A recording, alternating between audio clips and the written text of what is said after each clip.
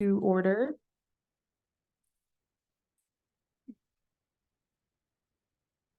And it looks like we might have everybody here in person.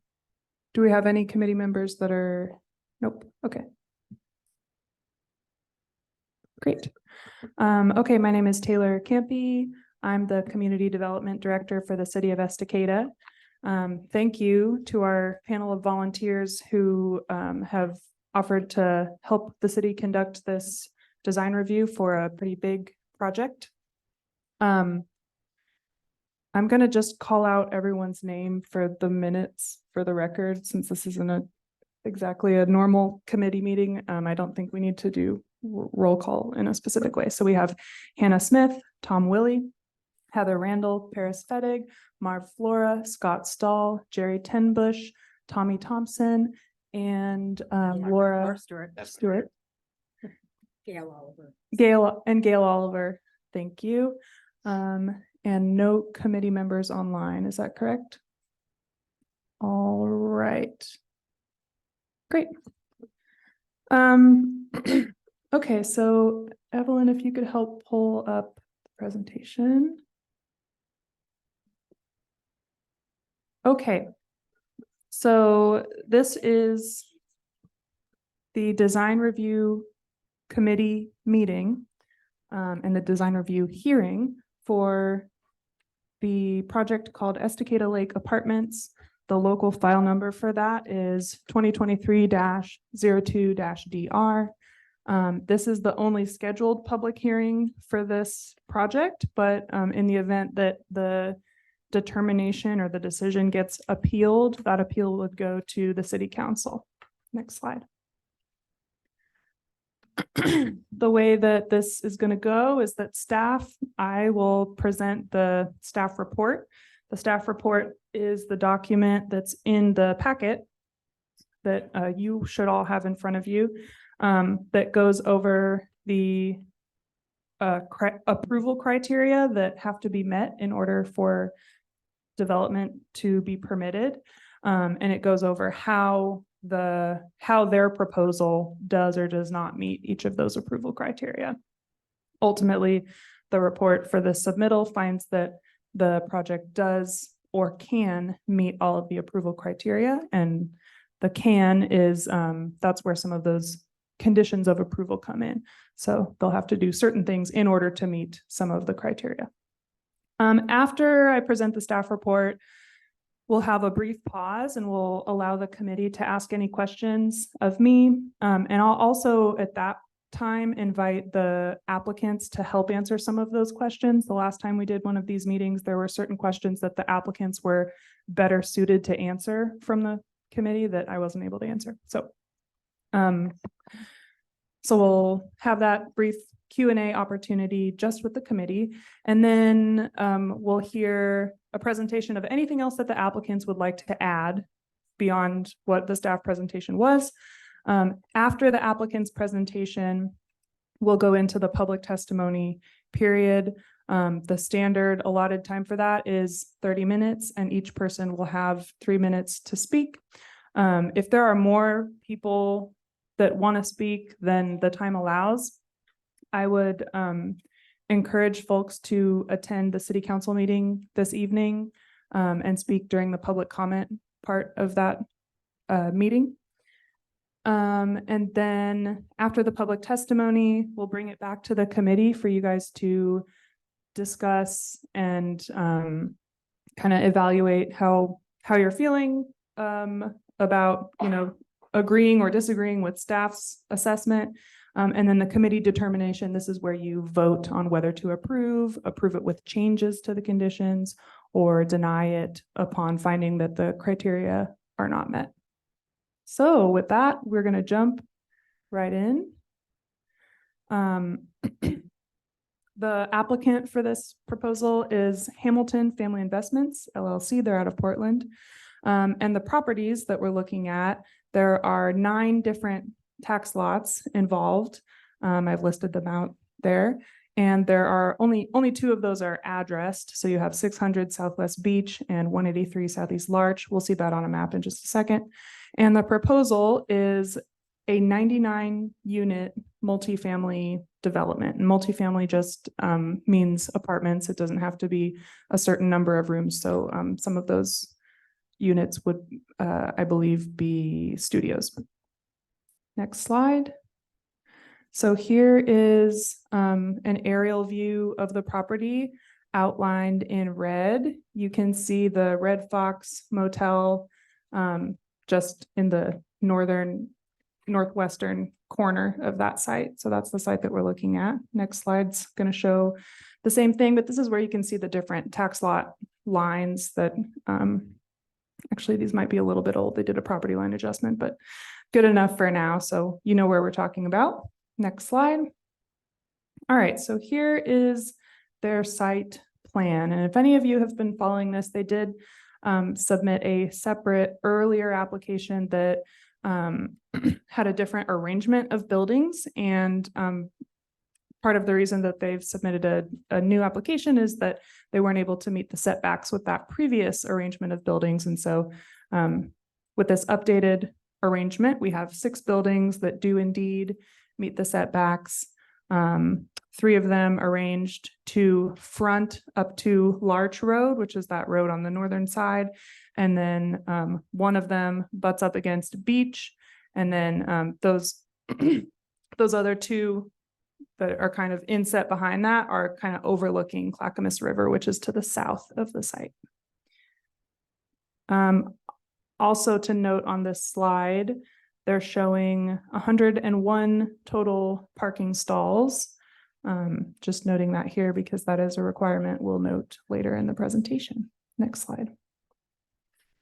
I'm also showing a couple of the renderings. We don't require applicants to submit renderings, but it is very helpful for design review and just for the public to kind of, when you're looking at site plans or building elevations, it's kind of hard to imagine what things are going to look like. So the applicants did print out these renderings that you can see up here, and I'm going to be referencing them also in these slides. So here's one of the renderings. This is the southern facing side of the development, so overlooking Clackamas River, which would be on the right-hand side of the screen, obviously. Next slide. This is another one of their renderings. This would be looking into the development from Beach. So on the left-hand side of the screen is the existing Red Fox Motel. Next slide. And then I just wanted to point out that the whole reason that we are conducting design review for this application is that the property is in the downtown zone.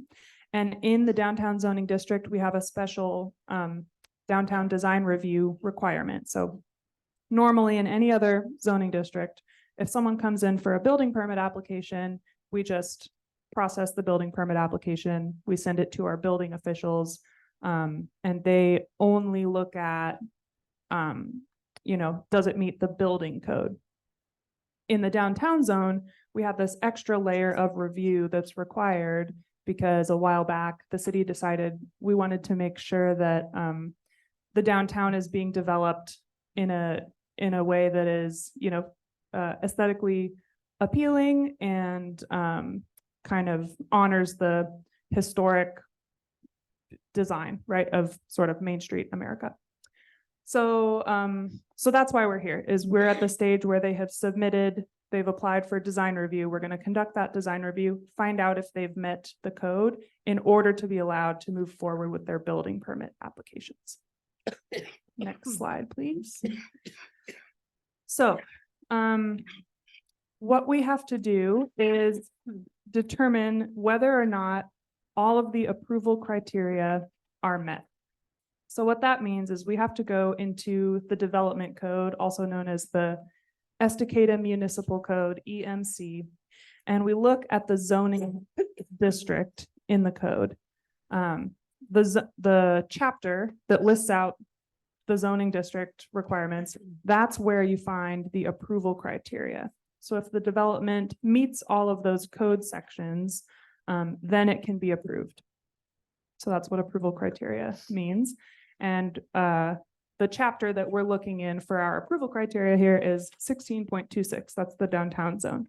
So the first part of that chapter tells you what types of land uses are allowed to occur in that zone. So it's got this list of outright permitted uses, and indeed, multifamily dwellings are allowed outright in the downtown zone. So that criteria has been met. The next criteria, and I'll just note, the staff report goes through every single one. I have left out, in this presentation, I've left out the ones that are not applicable, trying to keep things as brief as reasonable. So the next criteria that we look at is parking. So we have standards for both minimum number of vehicle parking spaces, off-street vehicle parking spaces, and also bicycle parking spaces. A mistake that I made, I apologize, in the staff report is I forgot to include the bicycle parking requirement in the staff report, but I am going to note that here.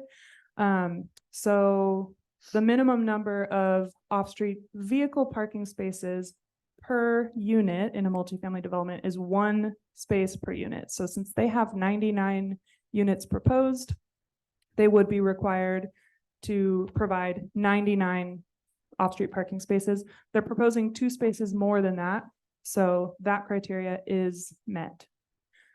I will also note that in the downtown zone, there are two ways to get a reduction in the number of parking spaces required, and I think it's vicinity to transit and availability of adjacent on-street parking. They would be eligible for that reduction, but they aren't asking for it. But so I just say that to note that 101 spaces is actually probably a lot more than 2 spaces more than what's required, but we don't need to get into those details. They've met the parking requirement. So the bicycle parking requirement establishes both long-term bike parking requirements and short-term. And so long-term means these spaces are covered or enclosed. You can have a closed like shared bike locker area that only the residents can access. You can also accomplish this by including a bike parking or bike, sometimes it'll be like a hanger on the wall or a special bike closet in the units themselves. So that's going to be a requirement. You're required to have 1 long-term bike parking space per 4 units. So if they have 99, round up to 100 for the purpose of this division, that's 25 long-term bike parking spaces required. And then the short-term bike parking spaces, these are the things that you'll see like out on the sidewalk with the metal rung that you'll, lock a bike to.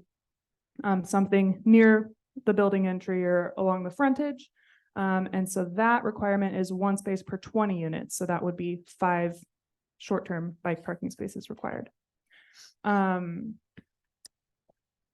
that is that will be added as a condition of approval. At the very end of the staff report, there's a list of only currently 2 conditions of approval. So I'm just noting here out loud that I will add a 3rd condition of approval to make sure that the minimum number of bike parking spaces are provided. The next criteria is setbacks. As I noted before, they updated their site plan to make sure that the setbacks are met. In the downtown zone, we have a sort of odd setback requirement that ensures that buildings are, usually setbacks are making sure that buildings aren't too close to the property line, but in the downtown zone, we have this requirement that buildings be very close to the property line. And so that setback is a maximum 5-foot allowable setback, and they have indeed met that now. The next requirement is for sidewalks to be built to city standards. That's sort of a given and included in their proposal. They're going to construct frontage improvements according to the city standards. So that means curb, sidewalk, half street if needed. And then the next criteria here is building height. There's a maximum allowable building height in our downtown zone of 65 feet, which is much higher than any building in Estacada. But technically, if someone wanted to build a 6-story building downtown, they could. This project is not proposing anything that tall. The maximum building height that they've got proposed is 44 feet, and all of the buildings are hovering around that 40-ish foot height. And then next here is a landscaping requirement. There's a minimum requirement that 5% of the entire area of the site be landscaped, and they are well exceeding that with 20% of the site proposed to be landscaped. Next slide, please.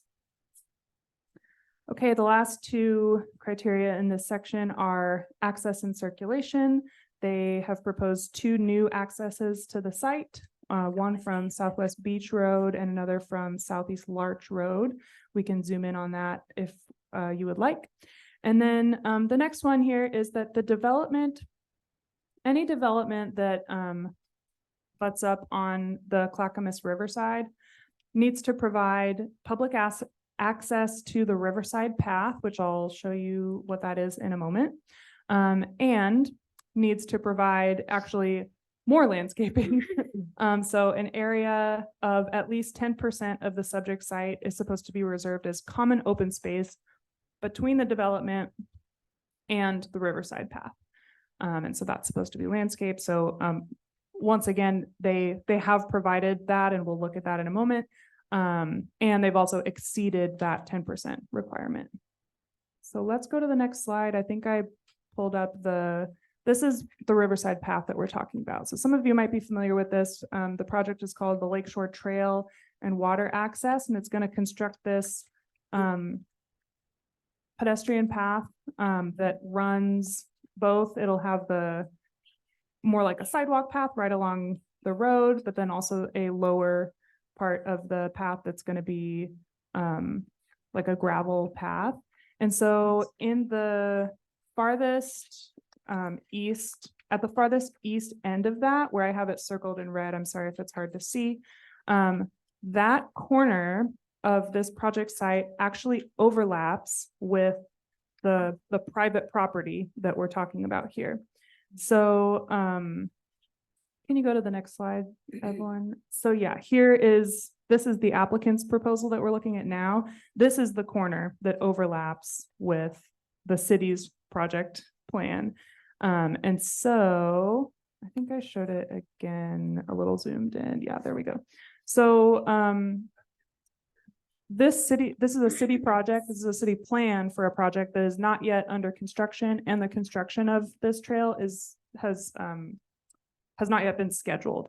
So we have this requirement in our code that any development that happens along this city trail that doesn't yet exist needs to connect to the trail. Well, there's no trail to connect to yet. So the solution that we're proposing here is to make sure that the applicant simply agrees, and we have a legal way of doing this. It's called a waiver of remonstrance.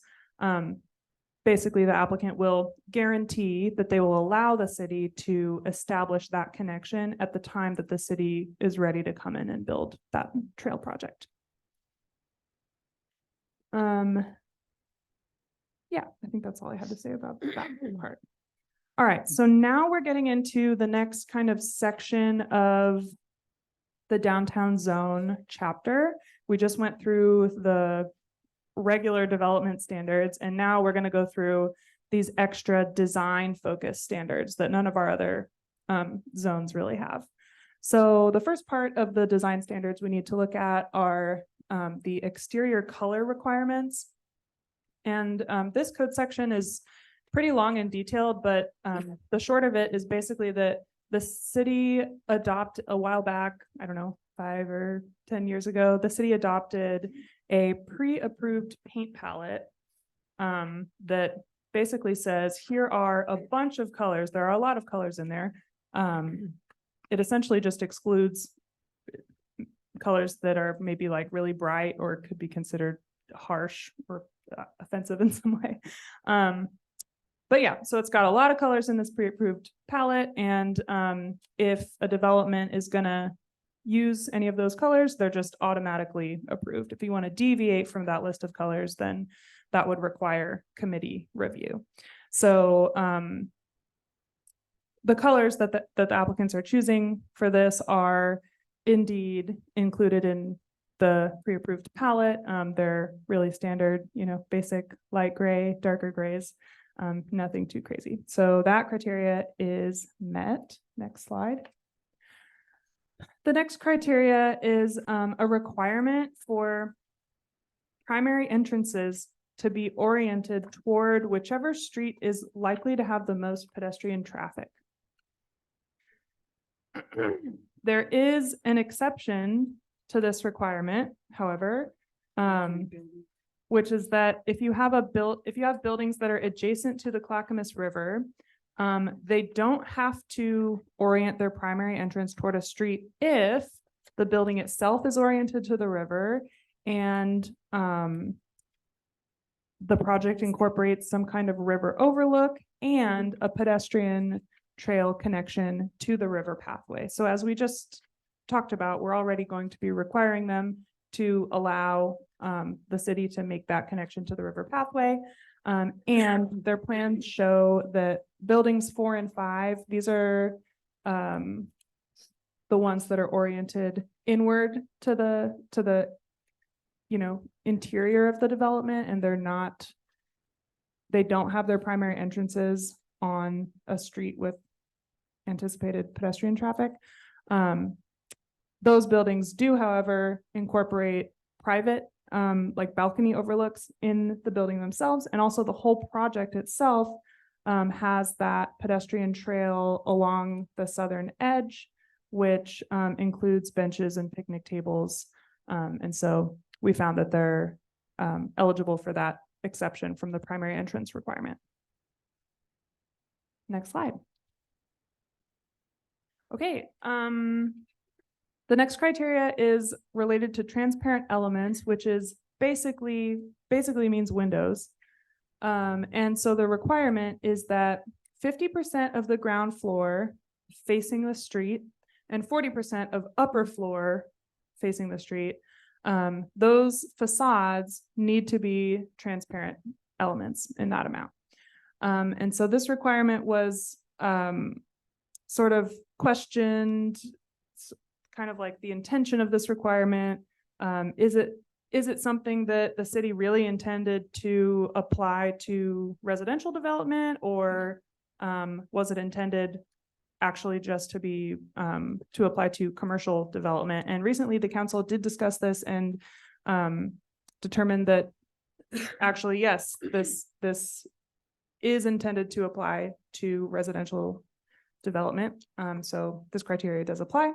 And they have updated their plans to show indeed that the ground floor of each of the street facing facades provides at least 50% transparent elements. You've got, not only do you have these big, tall and wide windows, but then you have doors that are almost entirely windows as well.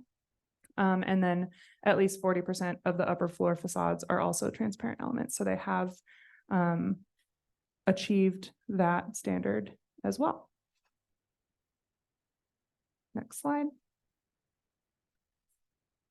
This got really grainy. I just wanted to zoom in and show what the rendering showed those window transparent elements looking like compared with the elevation that we just saw. So in case that's helpful, there's that. Next slide. Okay, so the last section of the downtown zone chapter is this design review scoring rubric. And the way that the rubric works in relation to the rest of the code criteria, the rest of the code criteria that we just went through, those are all like yes or no. If they met this criteria, they can be approved, and if they didn't meet any of those criteria, they can't be approved. Well, all of the criteria that are in this scoring rubric that we're about to go to, it's okay if they don't meet some of them, as long as they score at least 65% total points throughout the rubric, and they have to get at least 1 point in each of the categories of the rubric. So I'm going to march us through each of the sections of the scoring rubric. You can also follow along in the staff report, starting on page 10 of 13. Yep. So there are 5 categories that we'll go through, and then we'll look at the scoring and double check my math, which might have been 1 or 2 points off. But okay, so here we go. So the first category is called building location and orientation. So the 2 requirements in this, or criteria in this category, are all of the entrances are supposed to be recessed or covered by pedestrian shelters. And primary entrances are supposed to be at least 50% transparent so that you can see in and out. And yeah, those are the 2 requirements there. And so looking at both their narrative and their plans, we see that all of the external stairways are recessed into the building and covered. Those stairways are where you have the primary entrances to each of the units. There's not a single door that residents will enter and then go into their units from the inside. They're all just directly to the outdoors. So yes, all of those entrances are recessed, and they propose having those entry doors have windows so that you have 2-way view. Yeah, so the total possible points in this category was 4, and they received all 4 points by my calculation. Committee members, just going to pause to note, it's important and not at all, I don't take any of this personally. If you disagree with any of these findings, please note it down. You'll want to discuss that with each other. And, you know, if the committee comes to a different calculation than staff did, we just need to make sure to capture that. So by all means, feel free to disagree with me. It's nothing personal at all. Okay, next slide. I just pulled this up to show what we're looking at with the recessed stairways and the primary entrances. So you see those 2 areas with the kind of like rungs. Those are the stairways, and then you've got people's doors, front doors. Okay, next slide. Building openings is the second category. The first criteria is that architectural detailing shall define building entrances. Someone can tell me exactly what that means. I invite them to. Otherwise, you know, just looking at the plans, you can see from the way that they've recessed those entrances and you know, have some trim around them. You could argue that that is architectural detailing. Wall-mounted lighting should be provided at primary building entrances, and any building-mounted signage. We're not at the stage where we're reviewing any signage yet, so that's not exactly able to be reviewed. And then the wall-mounted, the wall-mounted lighting was called out in the narrative, saying that there would be wall-mounted lighting and saying that they were shown on the elevations, but I couldn't find them. So unless someone can point them out to me, I just gave them 2 points out of the 3 possible points here. Next slide. I think I just pulled this up in case someone was able to point out where the wall-mounted lighting was shown. We can move on. The next category is building line and rhythm. And there are several in this category, so there will be a couple slides. So new buildings are supposed to follow prominent horizontal lines on existing adjacent buildings, such as window trim, parapet line, or awning line. Our findings are that they show an offset that breaks up the front of the buildings and the roof lines and includes balconies, dormers, window trim, and a parapet line as shown on the elevations. I pulled this from the applicant's narrative.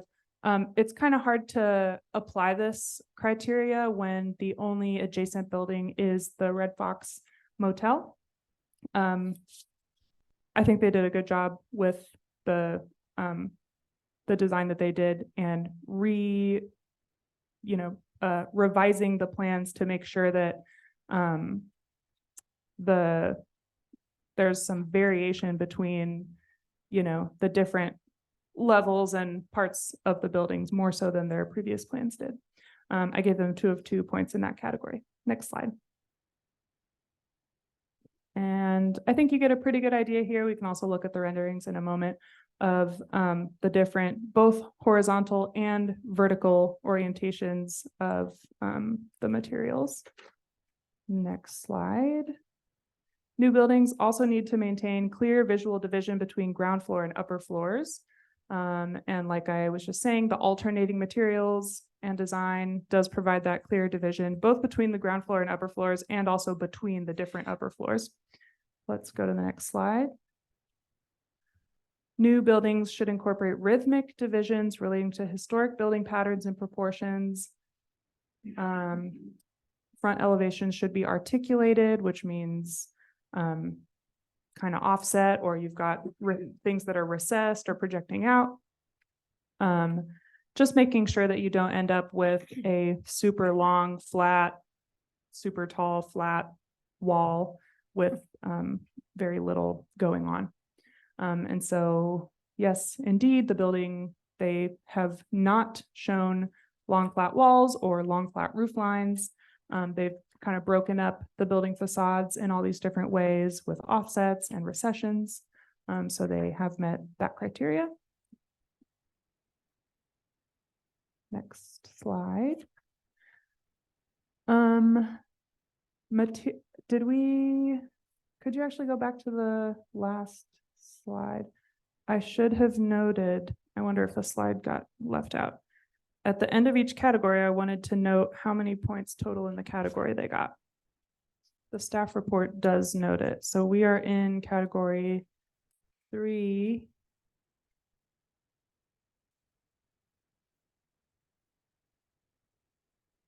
I must be missing a slide because I wanted to, can you go to the next slide and the next one? Yeah, I'm missing a slide. Okay, well, I wanted to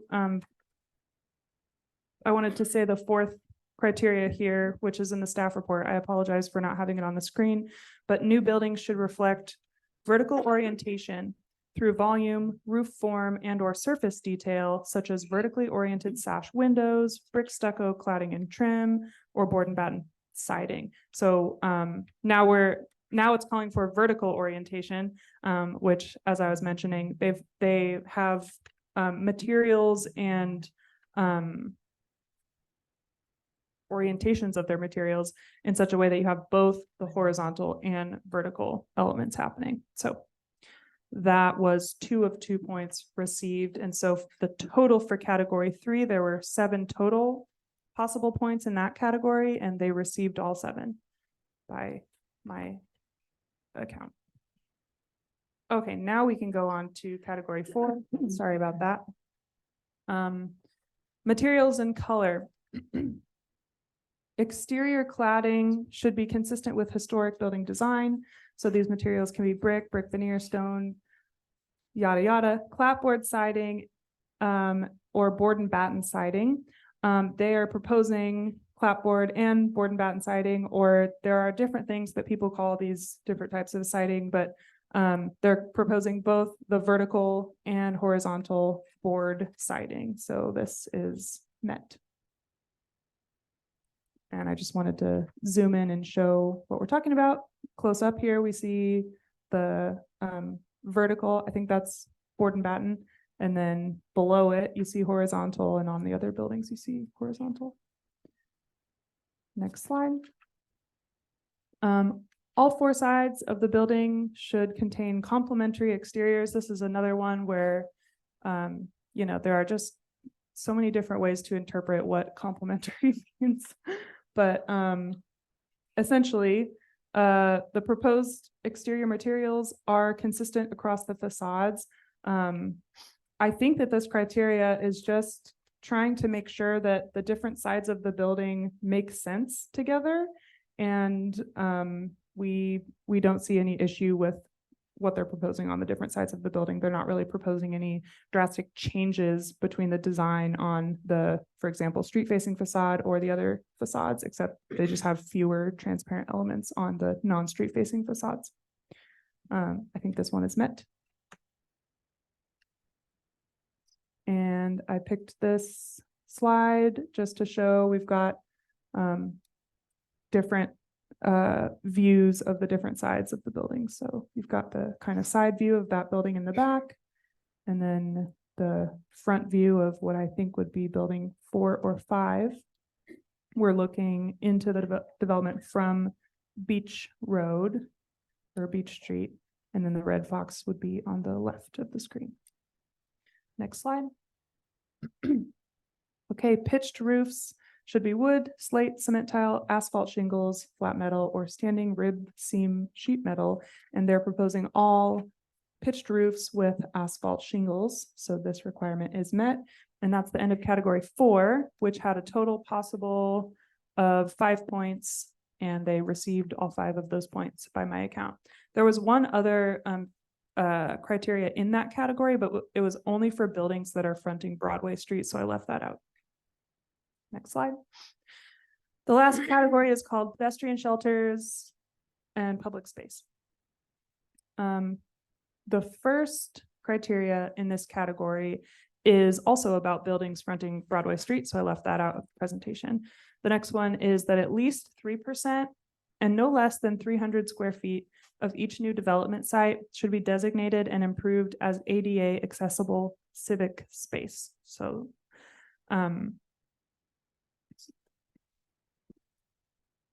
ADA is American Disabilities Act. Thank you. The subject property is about 3 acres, 2.72 acres in size. So the calculation is that about 3,500 square feet of that would be required on the site. They are proposing ADA accessible scenic pathway areas in excess of that 3,500 square foot amount. The ADA accessible scenic pathway areas are above 6,000 square feet. So they have more than met that requirement. So that's one possible point. Next slide. I just wanted to zoom in on, this is only part of the site plan, which shows that pedestrian path at the southern part of the site with the picnic tables and the benches. Next slide. Next requirement is that street frontages, and I'm going to pause there. Street frontage means the part of the property that butts right up against the street, the frontage. So street frontages should be improved with pedestrian amenities that are equal to or greater than 0.5% of the estimated construction cost of the proposed building. So they estimated that the cost will be approximately $12 million, and 0.5% of that cost would be $60,000. So they're proposing to satisfy this criterion by constructing new sidewalks along Lakeshore Drive and a scenic walkway along the south property line with benches and picnic areas. However, while the proposed scenic walkway does provide pedestrian amenities, which, those improvements don't actually constitute frontage improvements because they're not right up against a street frontage. So if they want to recalculate that and go for those points, that's fine. But I found this to not actually meet that criteria. And so only 1 of 3 possible points in the whole pedestrian shelters public space category would be met. Next slide. So what we have to do then is we have our total number of points that are possible, and then our total number of points received. And I actually think that I miscalculated in the staff report.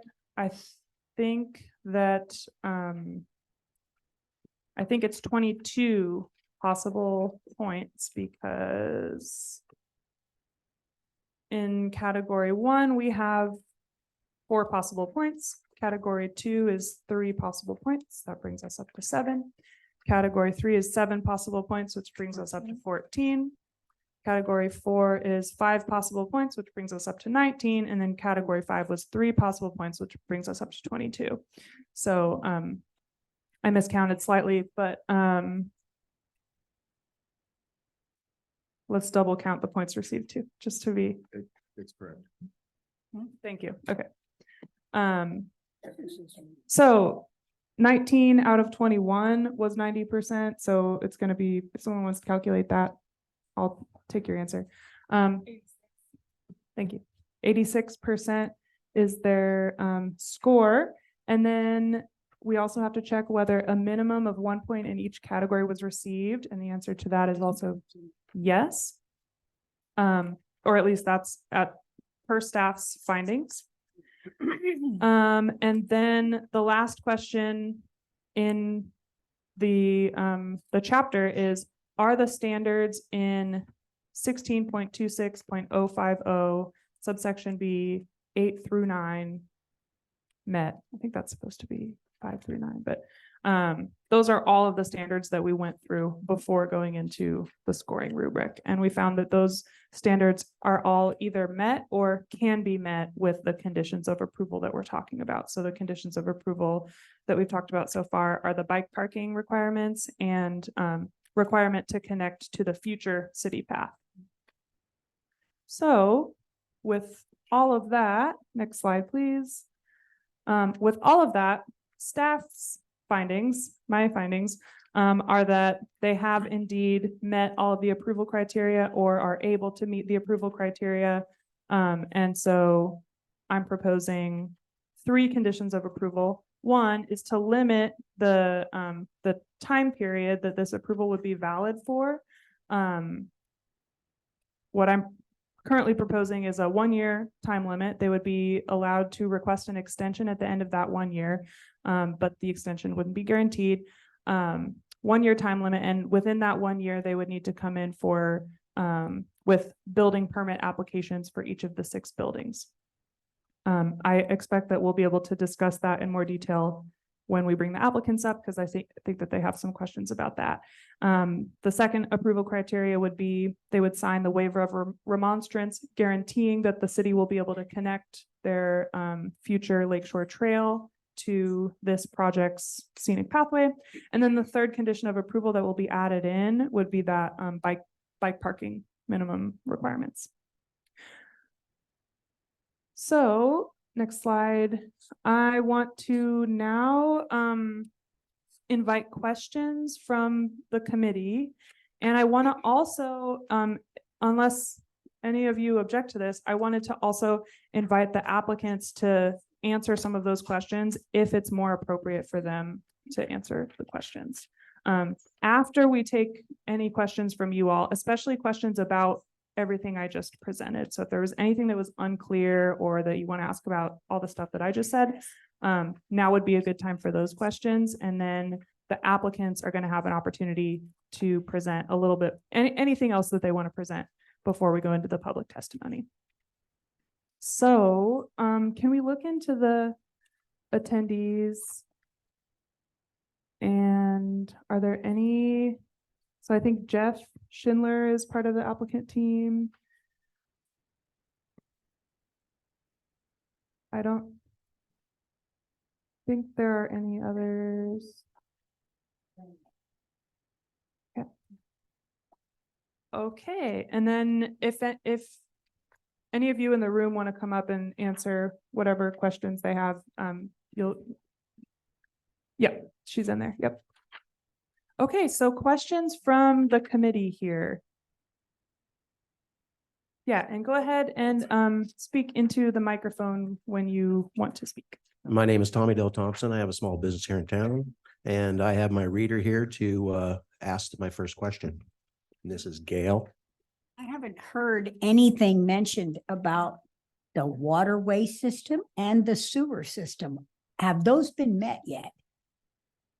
Because without that, you have no approval from anybody. Yeah, so the city, the existing sewer treatment plant and water facilities have capacity to serve this development and a lot of the development that has already been approved but has not yet come online. Though, like, there are some subdivisions, for examples, that have been approved but aren't yet being built. And those approvals all go before the city engineer. Whenever they come in with their very first application, even before they come in, we'll have a pre-application meeting with applicants who are considering applying for something. So the city engineer keeps track of all of those and includes those in his capacity calculation. So it has been, yes. According to the Considered. paper, it has not been. It says it has not been met. The sewer has not. That's why I'm asking, because DEQ comes in on that too. And there goes for your building moratorium that they have had in the past here for a long time. So how does all that fit in with this? What about the river? We're Don't- not, Don't they have a say-so about this dock and the stairs? That's not owned by No, Estacada. that's That, a federal waterway. that is a They have to have waterway. these Rules and stipulations and be approved because of the easements and access points to the river for environmental impacts. yeah, and the city doesn't manage those applications. So when they go in for permits, they have to, there's They- permitting that they have to do They through have to do all DEQ that with the county. and the city doesn't So the manage those. cart is before the horse, basically. You're asking for the town to approve these designs and before anything else has been approved. How do you know the county's gonna allow them to build? I don't know whether the state's gonna We're permit not, them. so we're taking the lakeshore water access out because that isn't part of this, that isn't part of That's this not- proposal. That's a city planned, project. Yes, Doesn't have anything to do with this particular. So they're not overlapping because you're asking for permissions. Well, it's overlapping right there, and they're just allowing, the city to, when this is developed, to, that for the city to be able to connect to that, To the end of that. yeah, that's. So they're required to do all of this access all the way through there to your point there. They're not required to do this. This is all city. Okay, They're required to do their property up to that corner, up to that point. Okay. That is all that is required of them. Everything else on this page, this is all that city plan project. okay. So so they are working with the people of the river. yeah, the city is, Okay. the The city city is doing is. that. Gotcha. Yes. Okay. Issue of the water. Yeah, if you wanna come speak into, Thank you. My name is Rich Buchko, project manager for this. Regarding your question about the water, the river, we have registered the project with DEQ, Department of Environmental Quality, with the state of Oregon. We're registered with them. We've preliminarily engaged with S&W Underground as our site utility. Corbin Smith is a resident here. But the DEQ is very, as you can imagine, very,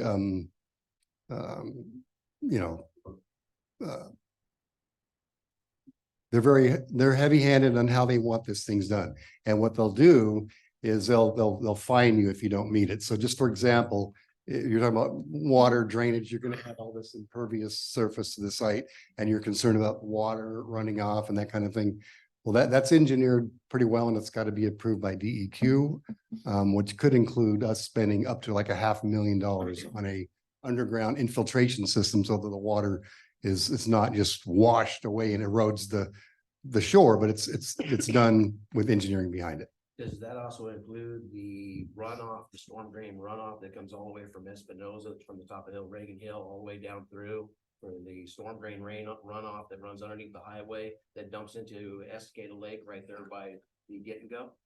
Yeah, the volumes will have to be calculated. Yeah, the DEQ is not going to sign off on it if it's too much So is that volume. part of your filtration system that you're talking about by tying it in with all of that along? No, our infiltration would only be our site. Okay, Everybody, other sites are responsible for their own, Their own. responsibilities with respect so to. city of Estacada and all and the people that live here, if that's being implemented, we are responsible for all of that, correct? I don't know. I just know that we're responsible for providing the proper drainage off of our site and protecting the water, the bank. Like, Who is responsible for the improvement of the roads to handle this extra traffic? For safety and purposes of adding the 100 cars. that's Is coming down responsible off for the that? highway over there that's already an issue. so Tommy, could you speak into a microphone? It looks like we have an extra microphone here that Gail could use. Thank you. So the safety of the 101 parking spots that you have, You know, that it's extremely difficult for anybody to come in and out of like the get and go and that side of the highway because of the way the transition is to go out to 213 towards Malala. You're adding 100 new cars and pedestrians in that area. What is the safety purposes for what are you doing and going to implement to protect these people on the sidewalks and the cars coming in and out of all that And the roads, in the roads? maintenance and all of that. Who's required to pay for the maintenance and the responsibility of changing all of these things? Is the city of Estacada? Or are you guys, is like a contractor's going to go ahead and add that to your cost and do that for us?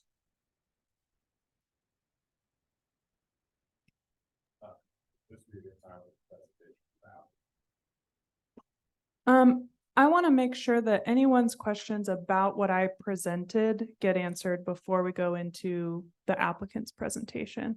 So if we could get questions about the information that I presented, that would be helpful.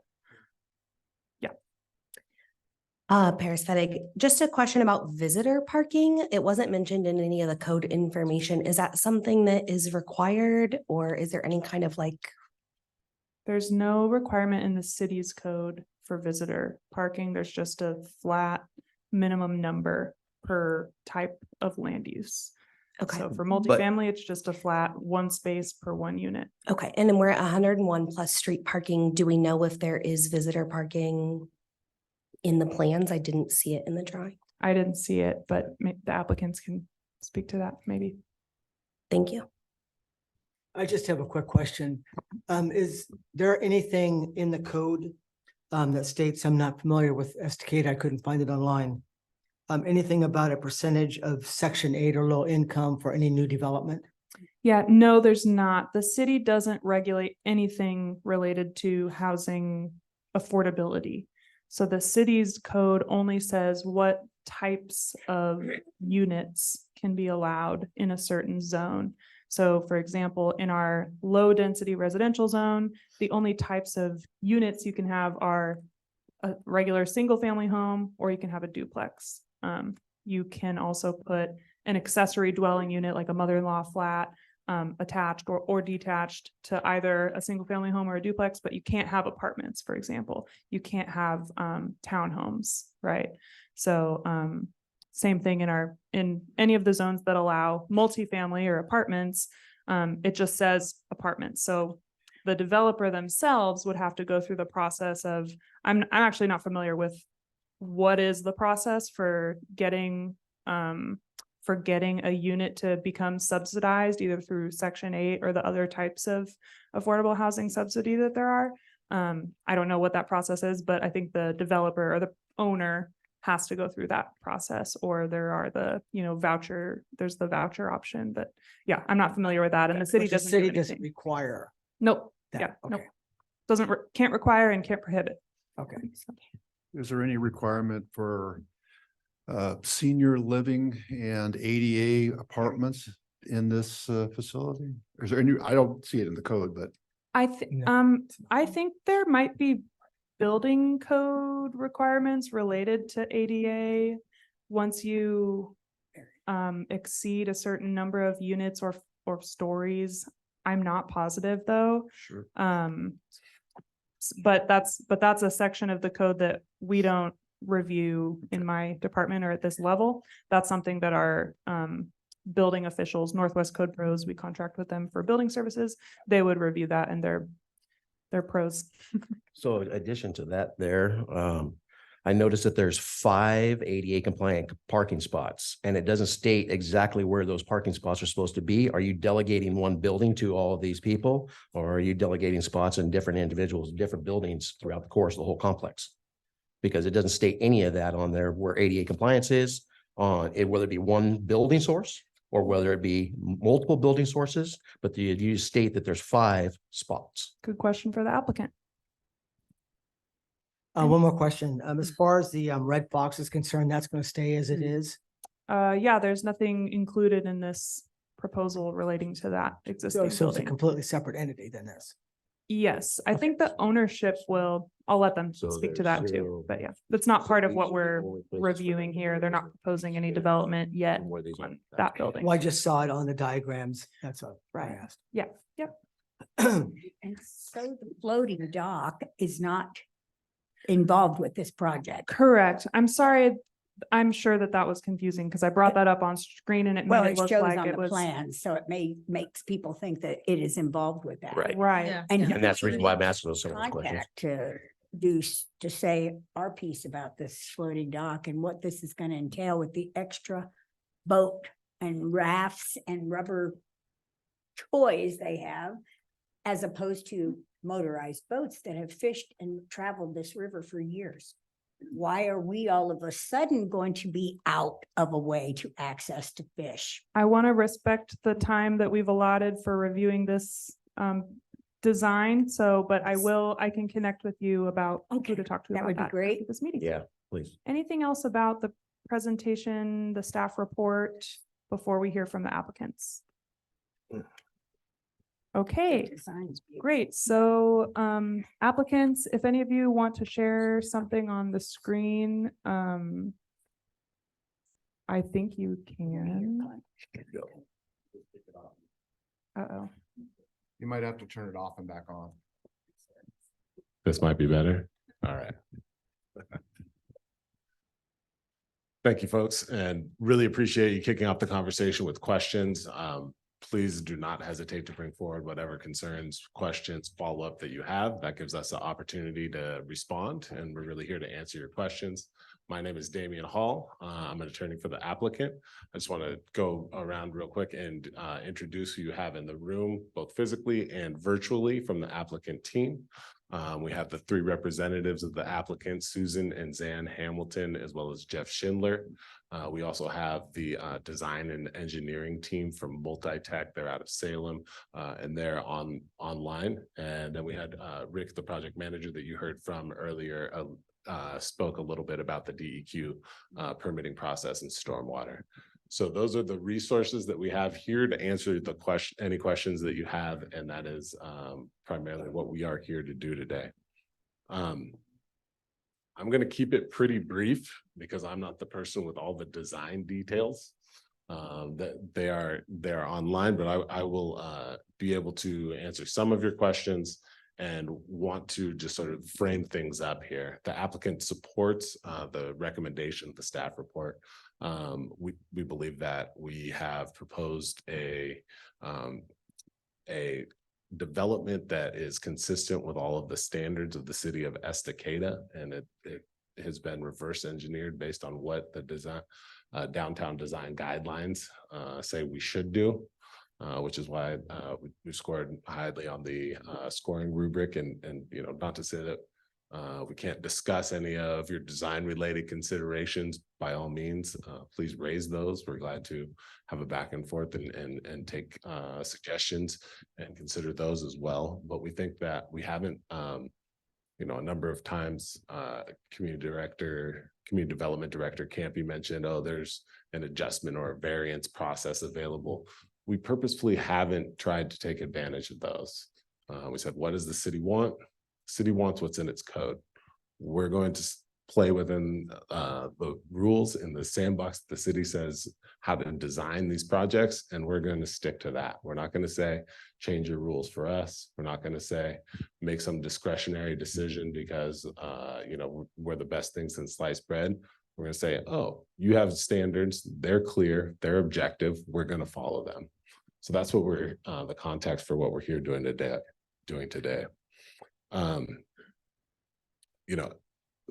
greater context for that is that the city standards and this review also operate in the context of state law, as some folks were good enough to bring up. The DEQ is looking at our stormwater and any issues related to impact to the river, getting to the Department of State Lands and things like that. But there's also some overlays as far as like housing at the state level. The state has adopted needed housing rules, pardon me, that are applicable here. And Estacada's code does a really good job of complying with those rules. Basically, the state law says, if you have needed housing, an application in front of you, the city can only apply clear and objective standards. And the good news is that your downtown standards are seen to be clear and objective. Each one of those standards, there's a numerical or quantifiable standard that either is or is not met. And we've designed this to meet all of those standards. So we really appreciate the application of those standards and are glad to have conversations about, design suggestions and potential conditions and modifications, but want to recognize that there is that overlay at the state law level.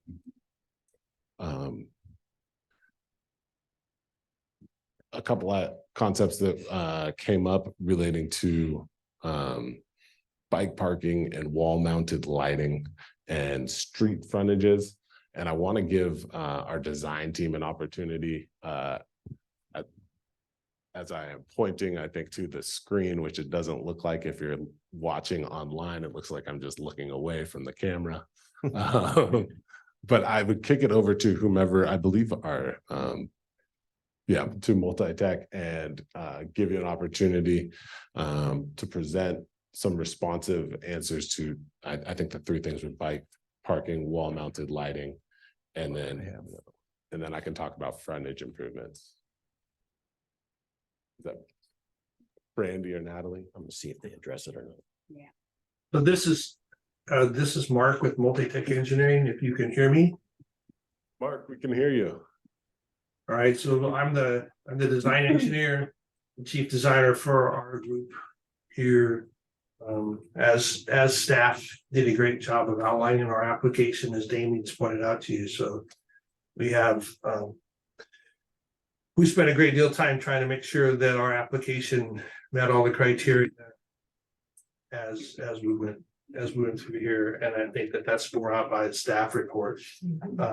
There were some things that had come up in the questions there that I'm going to go to.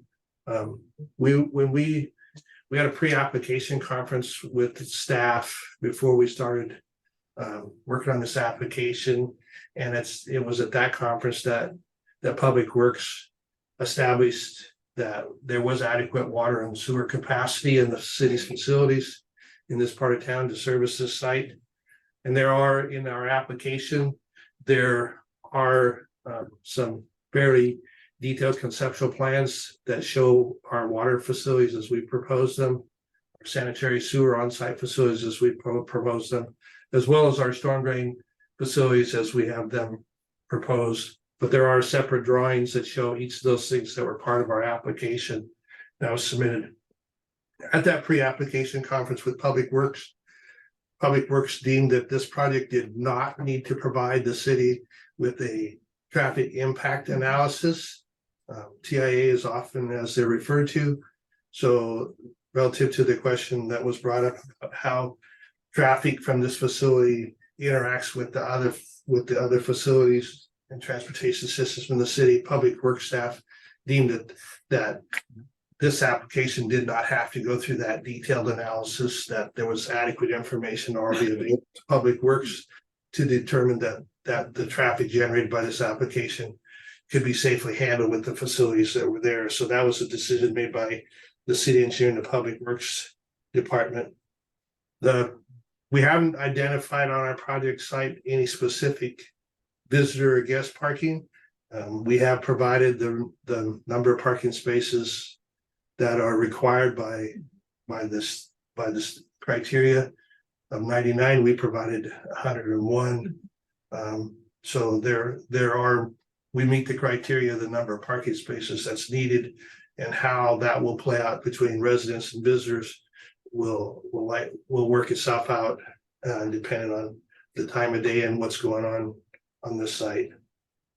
There was also a question brought up regarding the ADA requirements and the fair housing as far as does this project have to comply with that?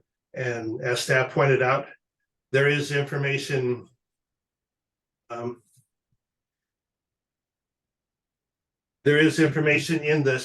the building code that sets out the number of accessible units and adaptable units that we have to provide in here. And since there are 99 units in here, we are required to have a minimum of 2% of the ground floor units have to be what's called type A or ADA accessible, meaning they're fully accessible. They meet all the criteria that's set out in the building code relative to handicapped and disabled people's requirements. As in addition to that, all of the ground floor units have to be adaptable. So the remaining ground floor units will have to be set up in such a way that they can be adapted to provide all those needed features without having to have any major construction done. So we've complied with all of that, with all that criteria. There are on the drawings, there are the lighting requirement that staff didn't see. We might not have done a great job of setting that out, but there wasn't in the narrative. It sets out, it does specify under that particular criteria which of the sheets that's on. I believe this was that, and that should show up on Oh, here's the parking. What'd you just say, the lighting? lighting. Oh, SDR 10, sheet So- 10. So SDR 10 or sheet number 10 Yes. identifies all of the site lighting, and it shows the lighting on to located on the sides of the building that staffs said they were unable to find, but it is there. It's shown on that drawing. And then there was a question about the ADA parking in terms of how that was distributed on our site plan, which is SDR 3. We show where exactly we were proposing to build the ADA accessible parking spaces. And so that they're located on the site in areas that we feel would be best situated to service one, the common and recreation space that we have over on the end of building one, and then to make sure that they're available to service the accessible units that we've set out, and we've identified which buildings those are going to be located in, and we made sure that we have ADA parking that's close to those facilities as well. So that's what we've done. We set out to create the pedestrian the walkway along the waterfront down there. That we felt that we were setting that out in a way that would be beneficial to the community and allow everybody to take advantage of that frontage down there, as well as the residents in the unit itself. So hopefully I've addressed the things that have come up so far, and Brandy Dalton here with me is the planner, and Natalie Janney, who's also noted on your screen. She's one of our other engineers, and she deals with a lot of our design, stormwater facility and stuff. So I'll turn it back to Damian at this point. All right, thank you. Yeah, go right I ahead. do have one more question for you about the building stuff. So I thought in the downtown district of Estacada, one of the requirements for building any new structures is that there's supposed to be some sort of store frontage in the downtown district. Does this not apply to this situation? Or is it just because it's not directly on the main streets that you don't have to have that in there? Yeah, there's a requirement for ground floor commercial, basically, on Broadway and Main Streets. And there's a new requirement that's not yet into effect that will also include the downtown zone south of Highway 224, that will match that requirement. That is not in effect yet. And so basically anywhere in the downtown zone other than right on Broadway and Main Street, you can have ground floor residential uses. So, Okay. yep. Also, if we're about ready for the committee to ask questions, I don't know if the applicant team had anything else that you guys wanted to add. Well, I would add that we remain available to answer your questions. I can tell they all have some detailed questions, as you can tell from the responses. We have detailed responses. I think that just in summary, before we would like to have a back and forth. But this project has advanced pretty far in design. I think that we have answers to your questions. I think that we have presented a clean design that meets all the rules and is a good example of thoughtful growth in Estacada. You know, hopefully we can work together to get this built and activate the waterfront. You know, build the first stretch of that lake walk and connect to it. Bring new customers, a new customer base to within walking distance of the Main Street and downtown businesses as well. So we hope that this is a win for the community. Sir. The renovation of the Red Fox, that's not part of this project. That's going to be a separate project. Is that? That's Correct. my understanding. Okay. Correct. Just We need, Yeah, yeah. That's why I was just clarifying that it was a separate project, not part of the. Yeah. correct in the plan. Yeah, because it does state in there that it's not being, that piece of property of the Red Fox is not included in the square footage of what you are asking to build on. You're only asking to be built on 2.72 acres of that, which is 119,000 square feet of property. You said that the other ones are non-existing, correct? So the answer is yes. I just wanted to, sorry to interrupt. I just want to remind the audience, some of you weren't in here when I made the first announcement, that if anyone is going to want to speak during the public testimony portion, we do need to receive a speaker request form from you. Those forms are over on the table by the front door, or they should be, and you can hand them to Evelyn. Thanks. Sorry. Any other questions or comments from the committee, especially for the applicant, or any other questions that came up for me? I have a question for the applicant. My name's Tom. And the thing I'm concerned about is the density and type of apartment you have. It is all studio and one bedroom. They are quite small. According to the code, all you needed to provide was 44 apartments. You have 99, which is over twice what is required. So it is very dense.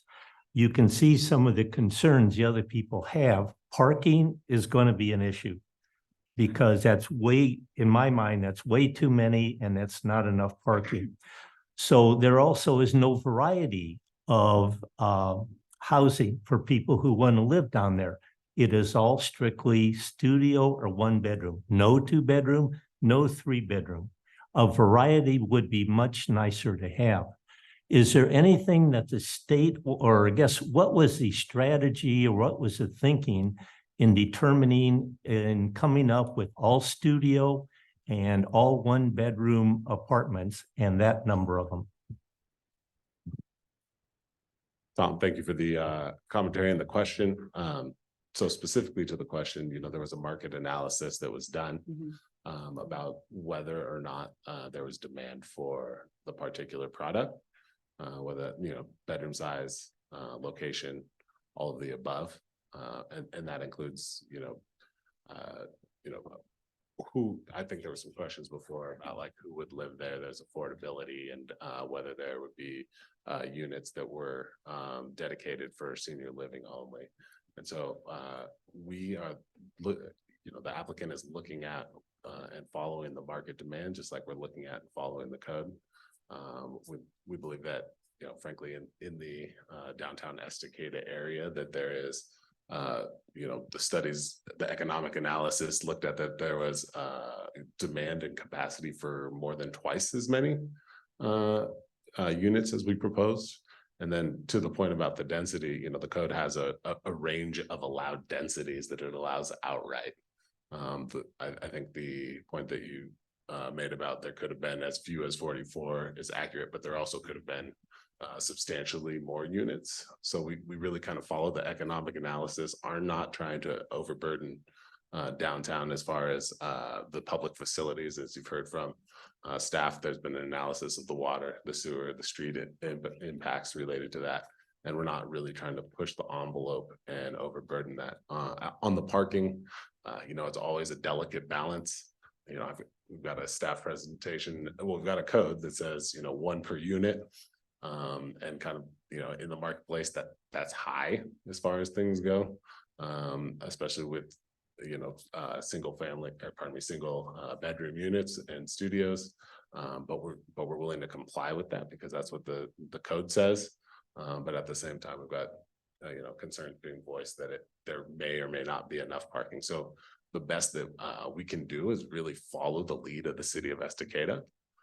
You've laid out what your standards are. You've told us what to build, and we're here proposing what the code directs us to build.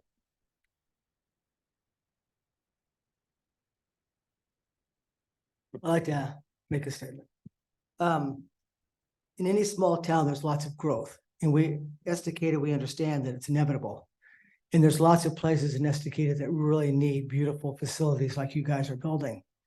At the same respect, there's a lot of us that have been here 20+ years, and we're afraid of what those new buildings and that new infrastructure is going to look like in not just now, but 10, 15, 20 years from now.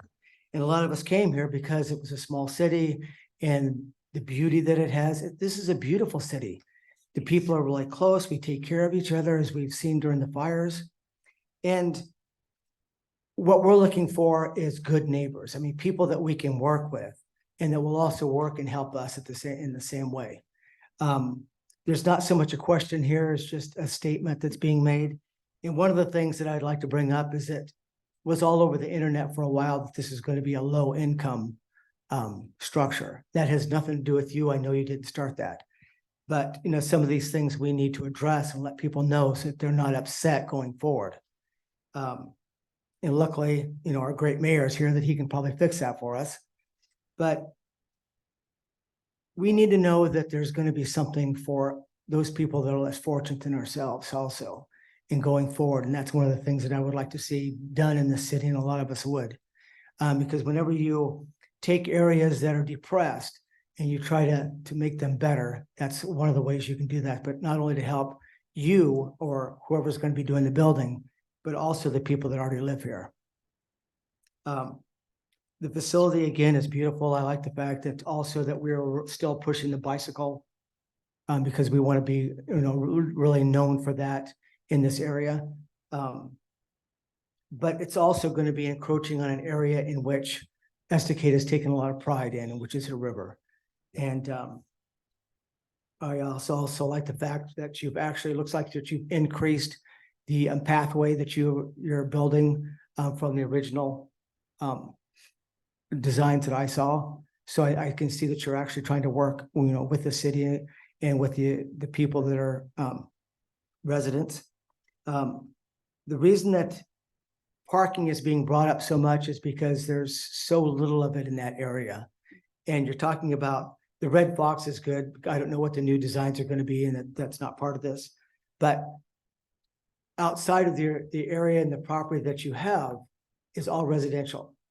And that's what a lot of people are thinking about, whether people are going to be parking on the road that's going to block the path that we're going to be creating to allow people to access the river. So I guess, again, there's no question here. I'm just trying to let you know what my feelings are on the subject. And thank you. Thank you as well. I have concerns about they're going to be market value is what I read. Is that correct? Correct. Yes. Okay. I just haven't lived here almost my whole life. I foresee down the road, unless you have really amazing management, you're going to have 2 or 3 young couples and their kids all living in some of these because they can't afford anything else. That's, I think, kind of ties in with the studio size and the 1-bedroom size, because there's so many people here. And I live right across the river. And so I just am upriver on the other side of the bridge from this. And it's also going to bring in a lot of traffic on that bridge, which is very narrow and dangerous. So it's just kind of like it's hard to visualize what it's going to be like 5 years from now, because it's parking, again, horrible here. And that's that many more cars. I could, you might have to have a gated parking lot. People might park there to go down the river. People might park there to go walk the trails.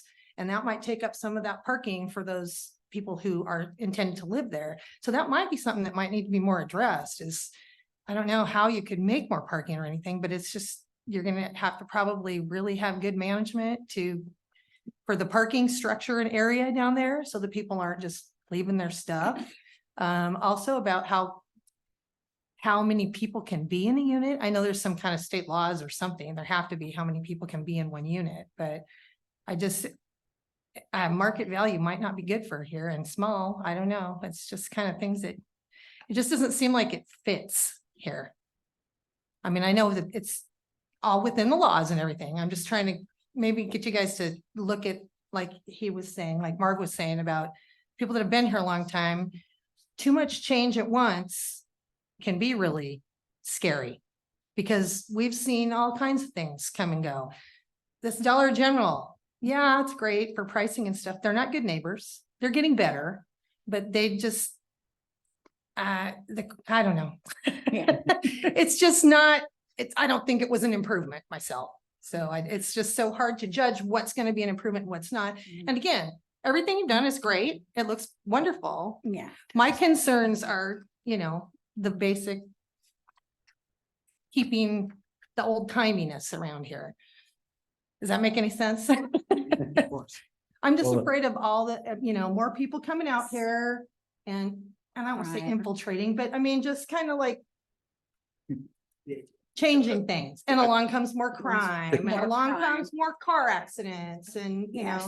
More. Yeah, we to need cap a little more police on for that is that we haven't even put the boat dock and none of that in play yet down below and all that extra recreational area. Now you've got to find parking for all of those people wanting to do so. And then you've got that in the play. And so where are they really supposed to be? And then also too, where's our police? Yeah. Uh-oh. Well, yeah. How many more? crime. For all the other crime and the people coming in, we do not have a police department. We have Clackamas County only, and they are on contract. And, I know they have a certain obligation to help us and take care of our town and that sort of thing, but we don't have any other real structure to help us maintain those 100 new places along with the boat dock area and all the people that are coming to that as well from out of town.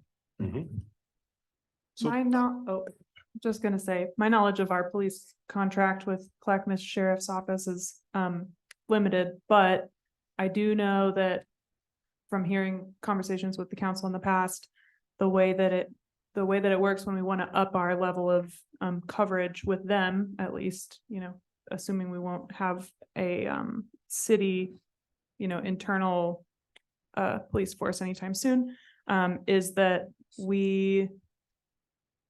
the more population we have is what warrants getting more police coverage. So like as the city grows, then they look at our growing population and say, okay, now you've reached a level where it's warranted to add such and such amount of coverage. I think there is some negotiation there where the city can choose to pay more for more coverage, but I don't know the details on all of that. We do have another officer coming on, I believe, in March. Just one. If I could just add, kind of wrap up my opinion of this, change is going to come to Estacada, whether we won't like it or not. Of course. I understand. I think our challenge is that it be smart changes and smart development. In my mind, that is primo property down there. That is waterfront. You want your very best down there.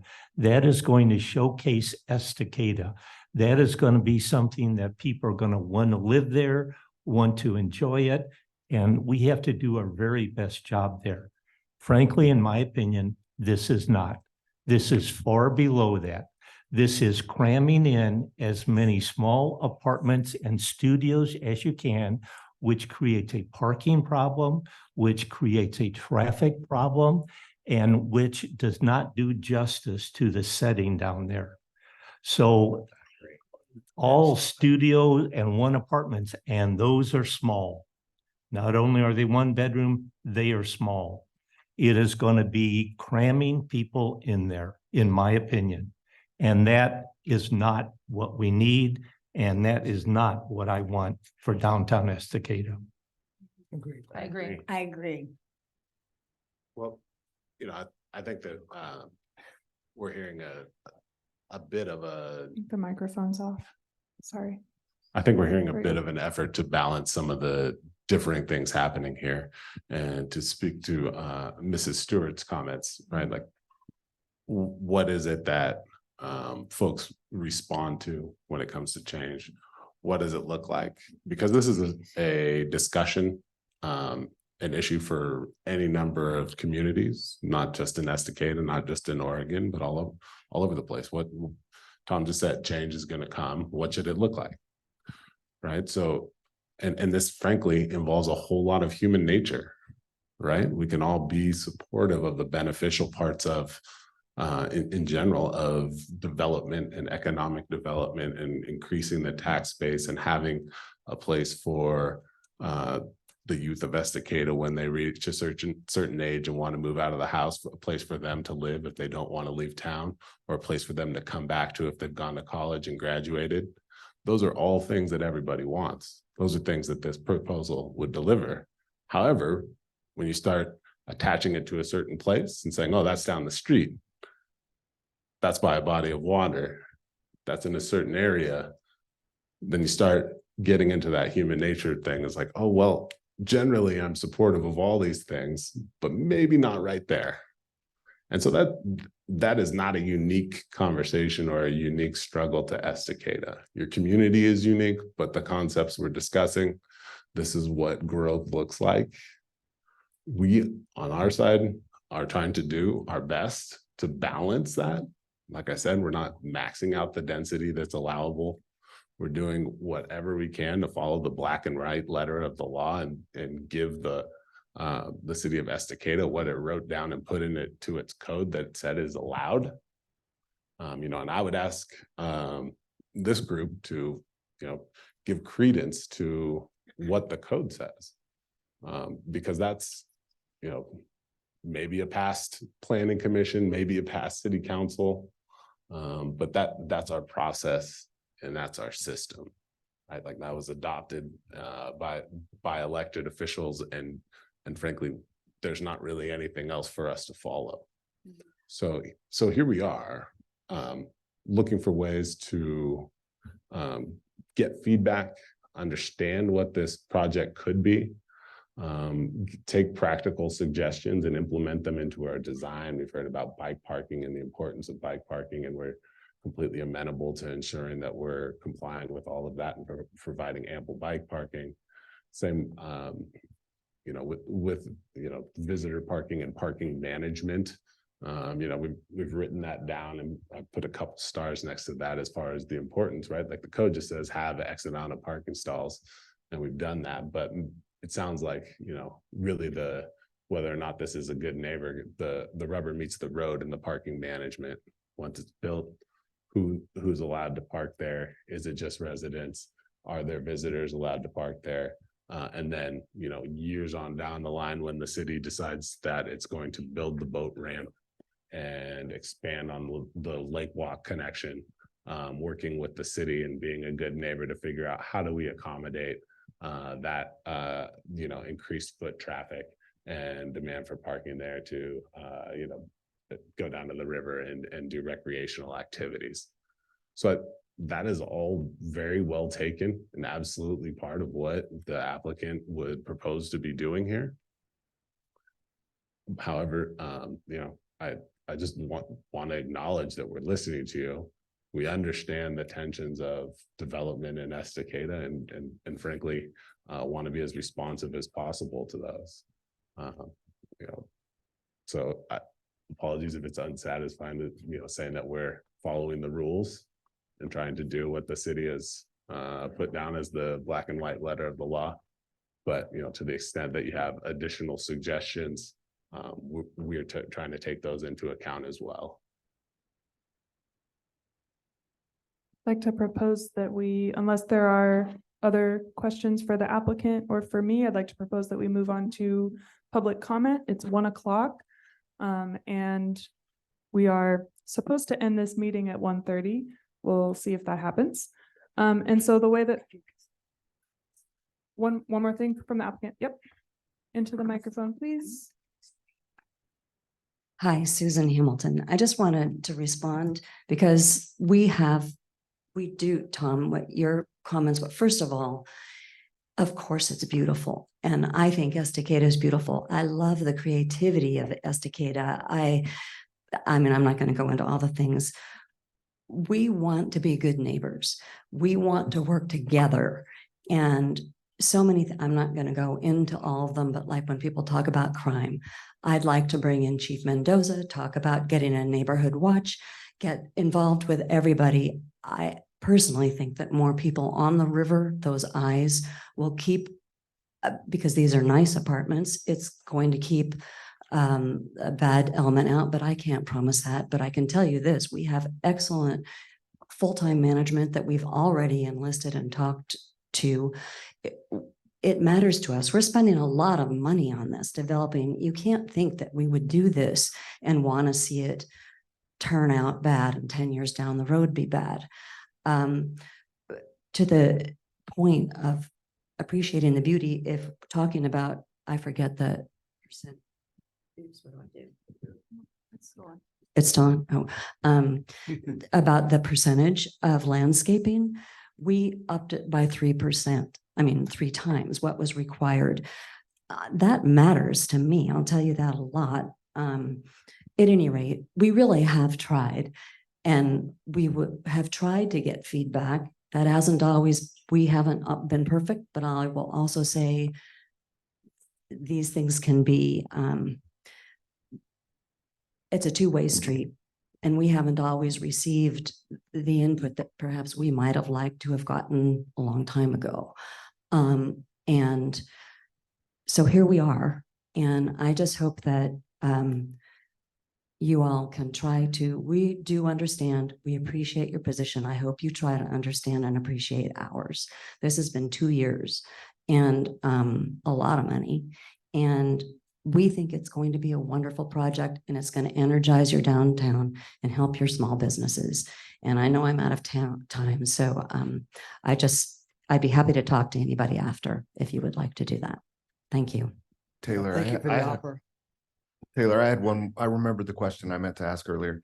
So looking at the site plan, there's one male gazebo on the far end of the property, and then one trash and recycling station on the opposite far end of the property. I mean, would you guys consider, having 2 stations, because that's I mean, it's an extreme for the people that live here to have to go all the way there. The people that live here have to go all the way over there. So. Yeah.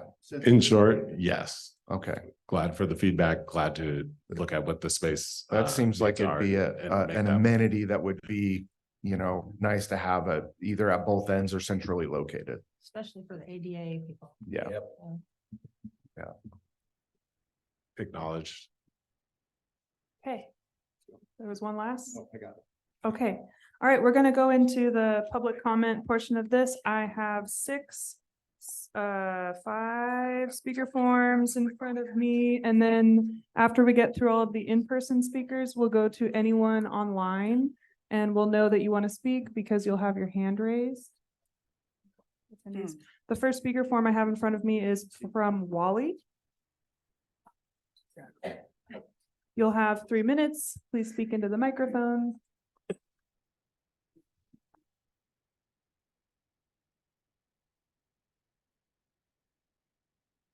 Good afternoon, everyone. My name is Wally Kanza. Today, we're here to review the Lakeshore Apartment Complex. I'm sure you, the committee, have been told to see if this project meets code or not to consider any of the infrastructure issues, not to consider the lasting impact to our town, not to consider the safety of our town, not to consider the negative impact to our town, and most importantly, not to consider the future of our families, our kids, and our grandkids. Most of you probably have family ties to our town of Estacada. So I ask you to really think about your decisions today. Think about your family. Think about the future quality of their lives. Think about those whose only interest is making money. More money at the expense of the citizens of this community.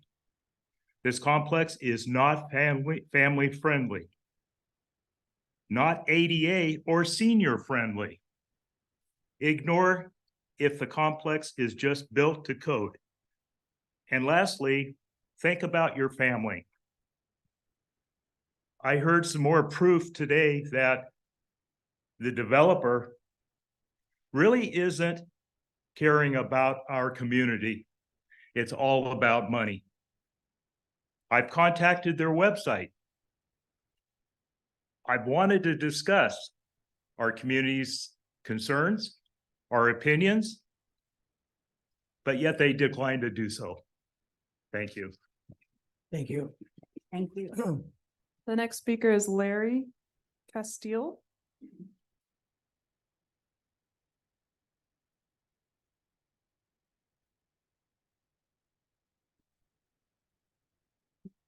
Good afternoon, Larry Castile, a lifetime resident of Estacada. Grandpa was born here September 10th, 1896, so we go back a while.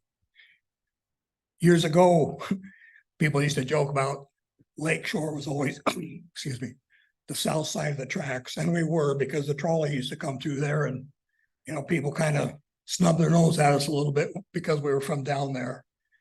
But we've got a close-knit little community down there. We've got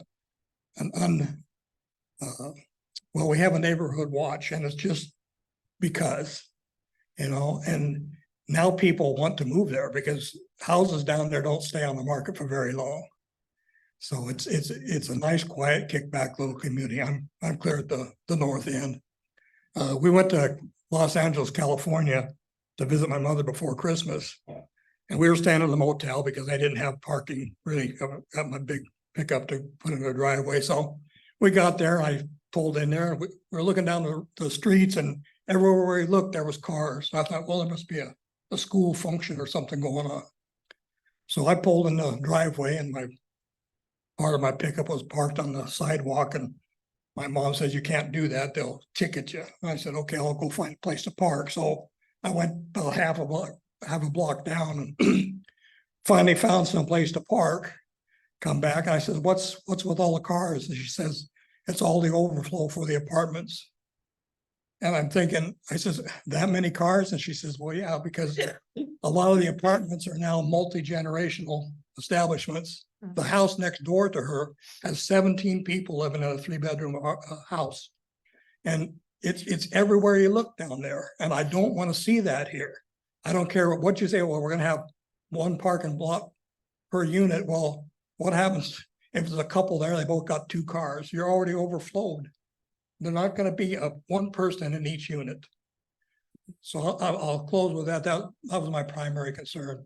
The other concern I have is nobody's addressed the English ivy that grows down Lakeshore. You're not going to have that pristine view for many more years. There's places down there where the complete tree, you can't even see where the tree was because of the ivy. And where I live, we kept it trimmed back. We paint the roots with brush killer and stuff like that, but you gotta kill the tap roots. And it's all gonna have to be hand done. You can't do it with spray. They won't allow that over the river. The other point I will bring up too was with the access. The only other access that maybe could be added, and this will make some of the people on Ivy Street mad, they could punch through Ivy Street to 2nd Street there by Les Schwab's to make another egress so we have more in and out. So with that, I'm gonna close, I guess. I'm out of time. Thank you. Thank you. Thank you. Thank you. Thank you. The next person is John Eichsenberger. I'm sorry if I mispronounced that.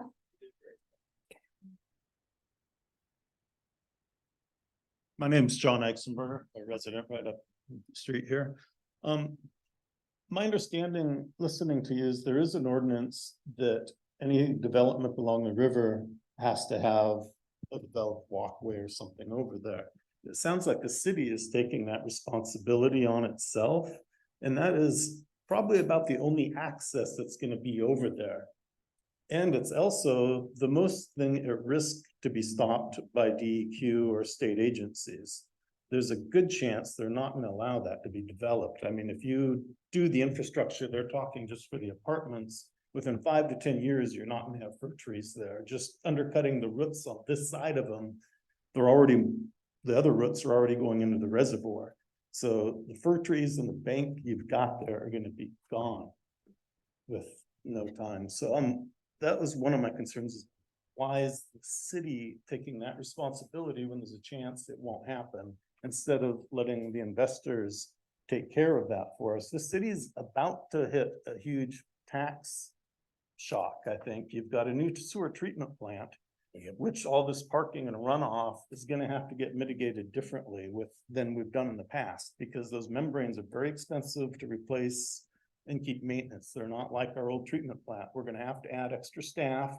And I don't know if they've been honest with you about those replacement costs of those membranes, but it's gonna be sticker shock for the city of Estacada. On top of we need new schools, the fire district and everything else.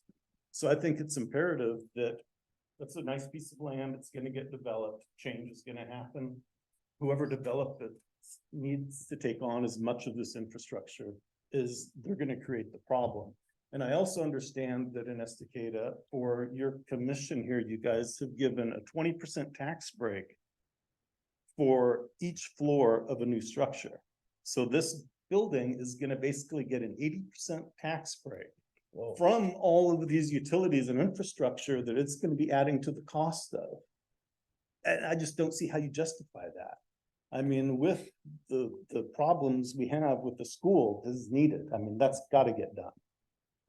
The sewer treatment's gotta get done, you know, but giving an investor an 80% tax break for something that is creating a huge liability on the town just seems incredible. If I'm not right about that 8%, tell me, but it is in your commission bylines that they get a 20% per floor.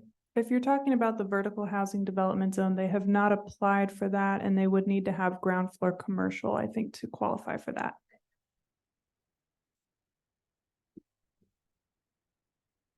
Still to the point that whole strip down there is part of the requirement and you're taking that on the city is instead of letting the investor do that, which is quite likely is gonna get held up in a legal battle and be very costly to do. And then the public will have no access. Correct. Right, correct. Thank you. Okay, the next speaker is Tim May. And the light is supposed to turn yellow when you have a minute left, but it's not doing that. And I don't know why. I apologize for the surprise beeping.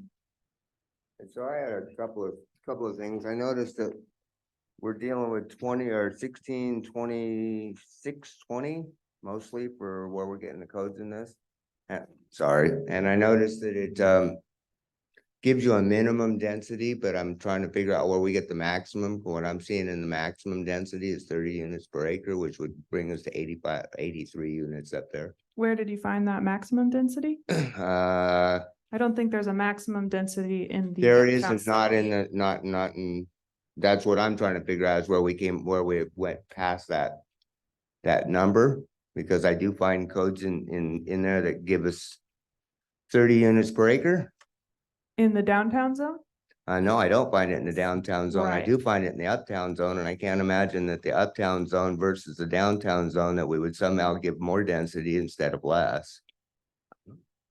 The different zones allow different densities, and in the downtown zone, there's no maximum density. There's no limit to the density, but there is a minimum density requirement, which is But that. it does refer you to 44. an area that takes you over to there, over to the maximum density from uptown. That's how I know that number. Okay. And I'm wasting a lot of time. So secondly, I'd like to address the fact that we're gonna put all that parking structure down there. And we've had a lot of problem with the city has dealt a lot with the homeless issues along the lake shore. And basically, if you put a big parking lot with 100 cars down there, you're putting in a shopping center for the homeless. I don't mean to be rude about it, but the fact is that I've had my car broken into in a official facility, like a downtown area where I was paying for parking and still got my car broken into. So, and The other issue I'd like to address, and I've heard it addressed a couple of times. I lived through the fires here, and besides the fires, there was also a time where we lost access to the main highway here for almost 2 weeks during a windstorm from Lake Shore. Everybody is going to be forced to exit off of Beach Street the way the traffic's going here. Well, what are we going to do for an emergency plan to get people off of Estacada if you're going to add another 100 cars to Beach, where it's the only signal getting out of that neighborhood? Just things I'd like to address. I'm not going to try to use up all my time talking. It's pointless. So thank you. Thank you.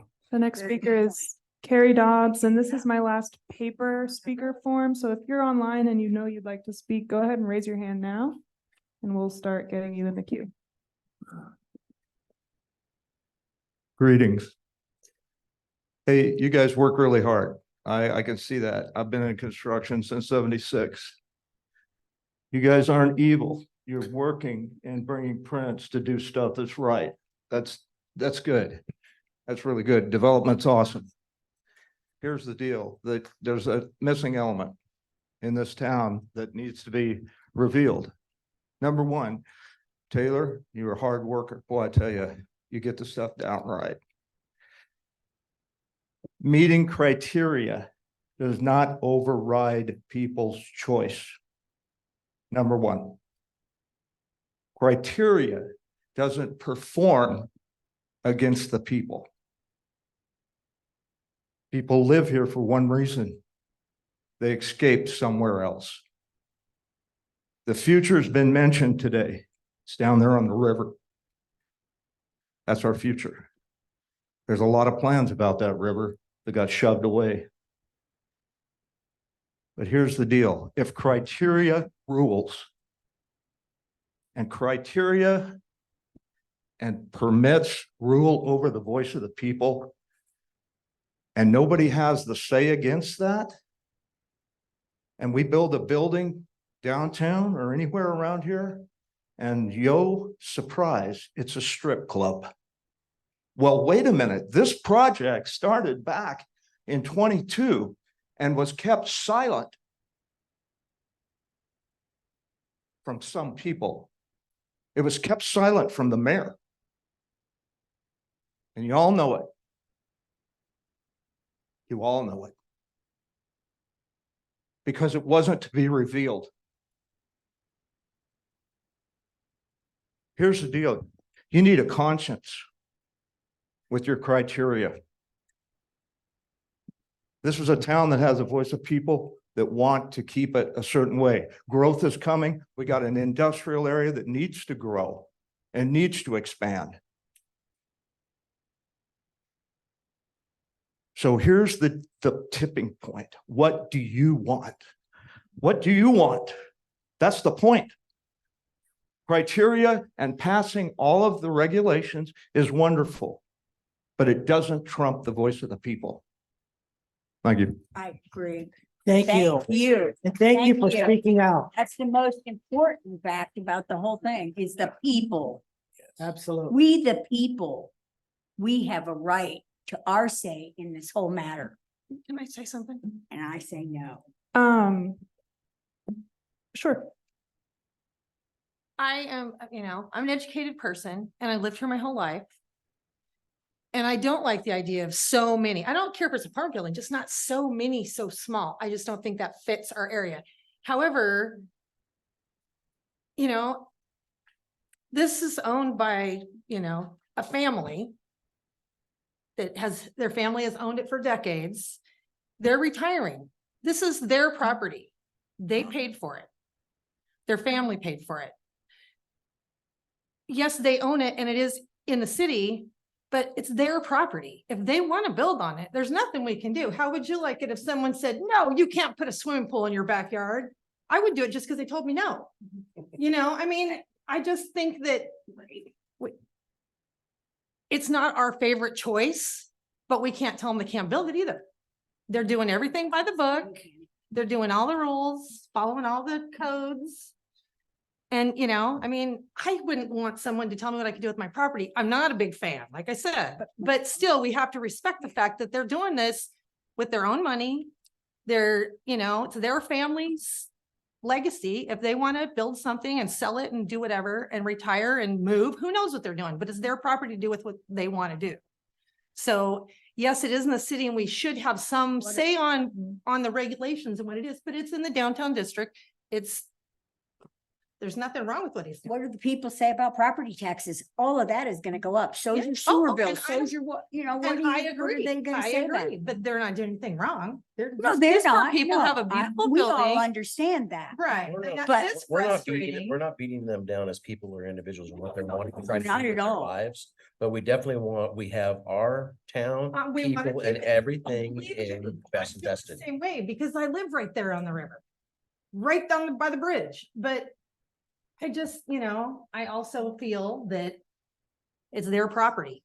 They need to be able to do with it what they want. Yeah, but when you go to work, your But- boss is the one in control of everything and tells you what to do and what not to do. And if you don't do that, well, then, you know, you gotta move on. Well, and there's code Right. enforcers that Well, come out and and- tell you, you cannot have that on your property. You cannot put that car there on your property. Yeah, but that's totally different than building an apartment complex. I agree with you. I don't want to hear. I've lived here since 1975, since I was 10 years old. The laundromat used to be right over here where Figaro's was. I Well- love this town, but again, change is inevitable and they're not, you know, I mean, No, we can't stop them from putting them in there. We don't Not like that. asking to stop, but definitely want change. Oh, definitely. Yeah. I think it's way too many units, but we it's can, a lot of you know, as apartments in long a as it's small within the area. law, there's not a lot you can do about it. We do have at least one more public comment person online. I see a hand raised. If you all don't mind, it'd be cleanest to get through all of the public comment and then we'll open back up to the committee discussion and vote. Okay. So James Smith is the hand I see raised. And then if anyone else online wants to speak, now is a good time to raise your hand. All right, so James, you should be able to speak now. All right, can you guys hear me? Yep, and we're gonna time you for 3 minutes. Thank you. All right, well, I'll just make this quick. I've been kind of listening to the meeting. I'm not able to be there in person, but thank you for allowing us to view this for anybody that's like me viewing it from outside. My takeaways that I'm kind of observing as a member of this community is that we need to address the code, really, it sounds like, because it sounds like they're developing and building within the city code. But it also sounds like a lot of people have the problem with the code that needs to be changed, such as, and I am in agreement with this, such as changing it to be more balanced, not allowing so many studios or so many one-bedroom apartments where you're probably going to have couples, each with 2 cars, then needing 2 spaces and not going to have adequate parking. I feel like a lot of people are going to end up parking in the Red Fox Motels parking spaces. Then people that are going to be coming to visit our town and need to stay at a renovated Red Fox, however that looks, are then not going to have parking spaces because it's going to be so overcrowded in the parking structure. And all of that is due to what's been brought up multiple times, which is the density problem that we're going to have with such studios and 1-bedrooms.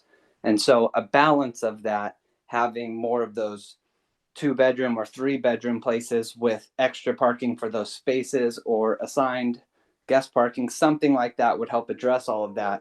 But in the end, I think that it ends up coming back down to a code problem, that we don't have the code addressing these issues right away. And so instead, what's happening is these people are being allowed to develop within the code. The code's just not reflective of what the people want. So I think the conversation needs to turn into, how do we get that code changed to reflect what the people want, versus arguing about whether or not these people are allowed to do this, because they are, since it is within the code. So that's my only comment that I had, but I appreciate everybody's opinions on this and being able to view this from online. Thank you. Thank you. Thank you. Thank you, guys. Thank you. Anyone else online? This is the last call for Zoom public comments. I'm not seeing any hands raised. Okay.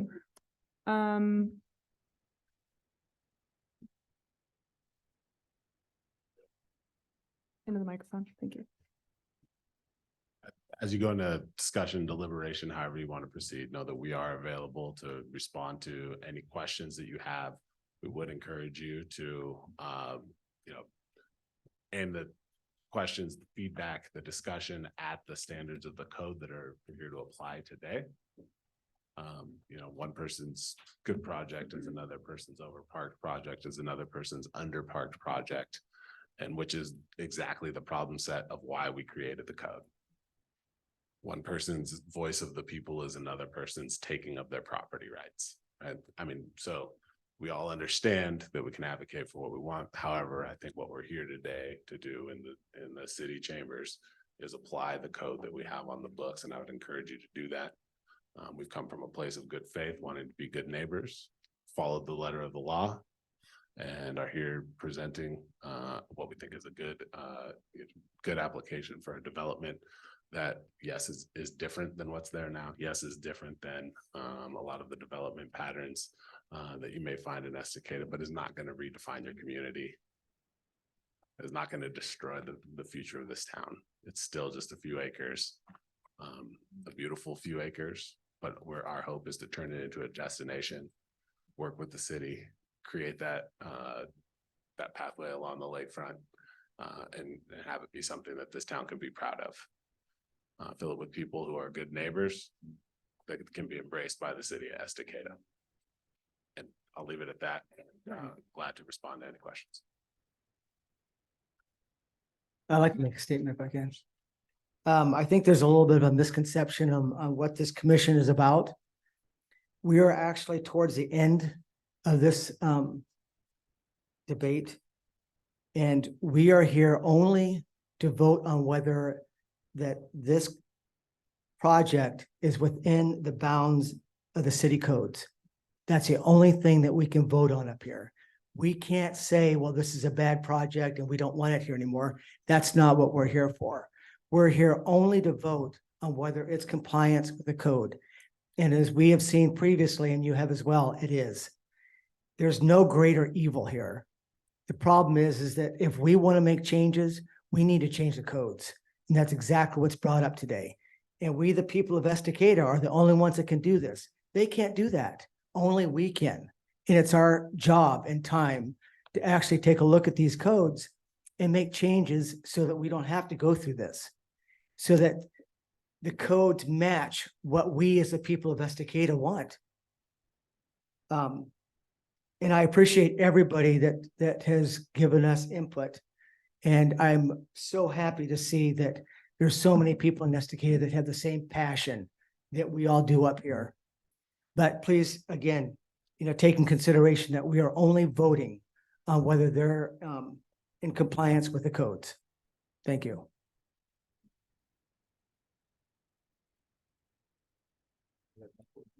Any other questions or were you about to say I something? was just gonna start off discussion if that's Sure. acceptable.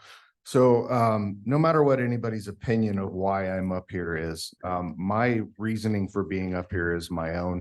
I volunteered at the schools for the entire time my kids were, from kindergarten till they graduated at Estacada High School. They lived here their whole lives.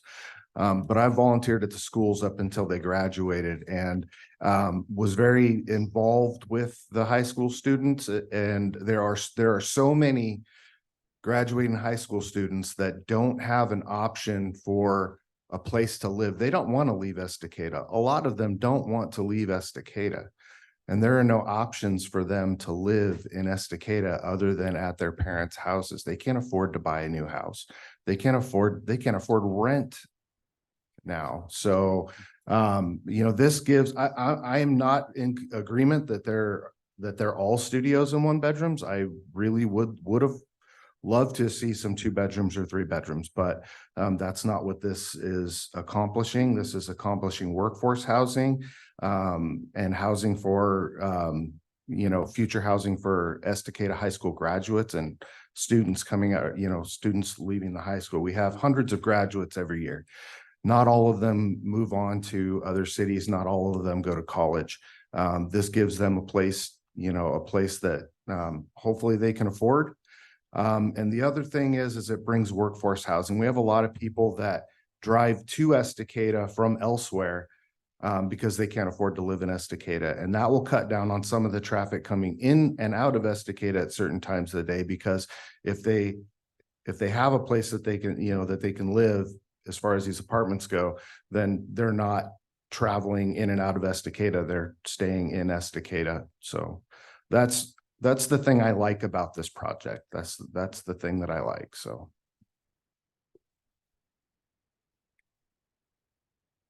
When I look at this thing, I feel most of what everybody's saying about this project, but there again, I'm looking at this thing from the code standpoint, and it meets every criterion we've asked of them. It's met it, we've done our due diligence on that particular part of it. Do I feel this is the right project for that area? I don't. But on the other hand, that's not what I'm asking for. I think that project would probably be better somewhere else, because I'm a huge believer in the river. Me too. And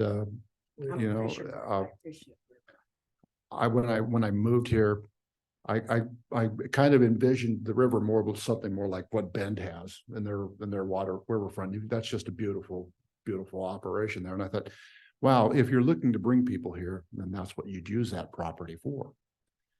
But understanding urban growth boundaries and things like that, I understand density has to happen. And that's what urban growth boundaries are, it's just density. And all the infrastructure it takes to support that density. So we need to look at both these things in both ways. The gentleman here spoke about the need for apartments, and I'm also concerned about aging citizens and where are they going to live, and how can they afford? Because I don't, taking care of a home is very expensive, but if they want to stay in the area, where do they live? Or people with disabilities, where do they live? In Estacada, and this fills some of that up. I don't know if it's 100 or 99 units we have that demand yet, but at some point we might. I don't know. As far as this project goes, you've done your due diligence on this, and I'm satisfied with it. What we do so far as code, I know as a member of the planning commission, I know we're talking about taking a real deep dive into that, because we know there's issues there, and I know that's coming up. And I guarantee you, keep your eyes on us. This is a little plug for us. Keep your eyes on us, as we start to move that process. Your voices really need to be heard at that time, especially people out in the audience and whatnot, and people in this committee here should get in there and let's take a look at those things and really develop some things that make sense to all of us. So there you go. I agree. I mean, I think as far as the codes are concerned, everything we've gone over, and I went and also listened to the previous commission meeting, I think that they're absolutely in compliance. And, anything that I think that needs to be done in the future, I'm sure that they will agree to, especially with all the money that they're putting in. I also agree that this is not the project for that area. I mean, Estacada is known for our rivers and our parks. I mean, we are so dense in water features and in parks. We are the #1 spot for disc golfing. I mean, we have so much natural beauty here, and we have to write codes, and we have to go to the planning commission, and we have to tell them what we want as people. We can't come in here after the fact and say, listen, this is what you shouldn't do. No, these people here have gone by all the codes. They deserve to be able to build this. They bought the land, they put in the money, and they did their due diligence. We didn't do ours. We have to go back and we have to rewrite some stuff. And I'm not the only one that's pissed off here, but things are going to change for me too. I'm not going to sit back and watch things happen anymore. I'm going to go to the meetings. I'm going to go to commission meetings and anything I can get myself into, because if I want to bitch and complain, I have to make sure that I do it in the right place. That's right. And this is not the place when we're in the final point of granting the ability to build a facility. And again, they have jumped through whatever hoops they need to go through, and they've done everything that we required of them, everything. And because of that, there's no way we can say no, because again, that's all we're voting on. Thank you. Anybody else?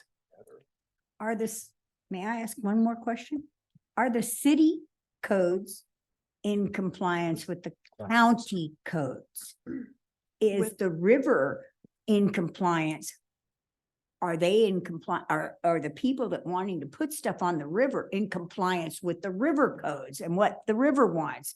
And is there a setback that we are already maybe in fine for of not allowing that setback on that river? Is there a setback? We don't have control of the river.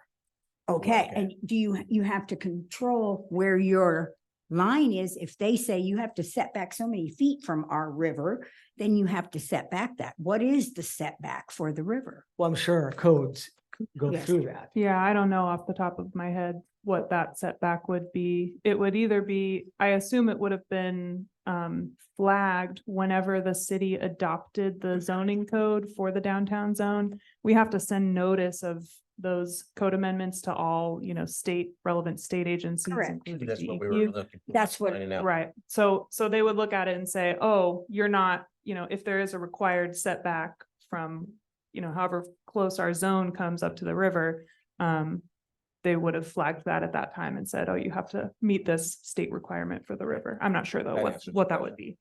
I can give you a direct answer. 50 feet setback from the mean high water line of the river. And for vertical structures. And we're compliant with that. And then for the general question of other jurisdictional codes, be it the county, be it the state, be it whomever, we're, absolutely, to the extent that any additional permitting is required, we will get that permitting. To the extent, Ms. Campbell, you'd like to put that in a condition that requires us to get all necessary permitting from any other jurisdictions, we will get all necessary permitting from any other jurisdictions. Thank you. That answers the question. A question I have, Taylor. First of all, I think you've done a very good job going through all this and Yes. making sure it Yes. meets code, and I appreciate that, Yeah, we and gotta give thank you for that. Very much. On the other hand, we're here as a design committee, and I think part of it goes back to we being somewhat the conscience. The second option there, approved with the following changes, can that be done where we want to change the design of this project so it's not 99 small units and it's a mixture of other units? Is that a viable option?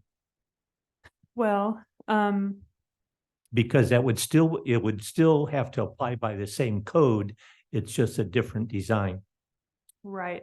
The city would not be able to, the city doesn't have a legal way to require them to change their design in that way, right? We would have to find that one of the approval criteria we went through today somehow was not met. And then we could say, you have to change your design in order to meet this particular criteria. So unless you can find a criteria that would justify changing their design, which I can't, I think we kind of all went through how they've met all of the code criteria. The city isn't able to require them to change anything about the design. And that kind of goes back to, it's if they're buying the property, it's their property to develop. As long as it's within the code, I can understand what you're saying.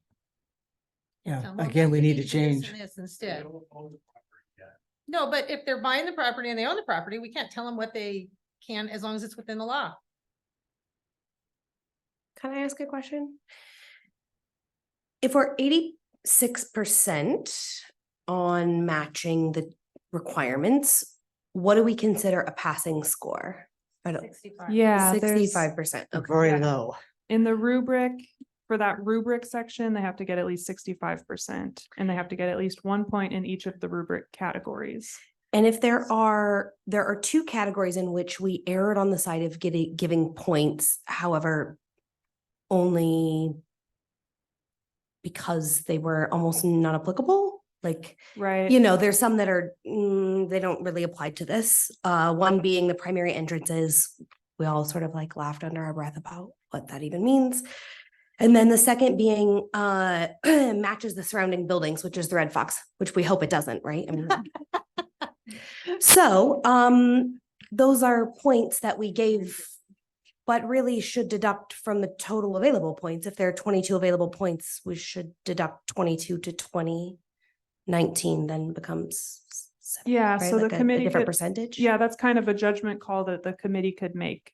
If you wanna consider those. I mean, as that's not gonna like- take it under 65%, but I mean, when I think about the way that we are evaluating, if there are things that don't apply, I don't think we give points in favor of something that doesn't apply. I think they just come off of the total available I points. understand what you're saying. That's a Yeah, very that's good right. call. That is. But that's very good. exactly what we're here for, is to see if those are all in compliance.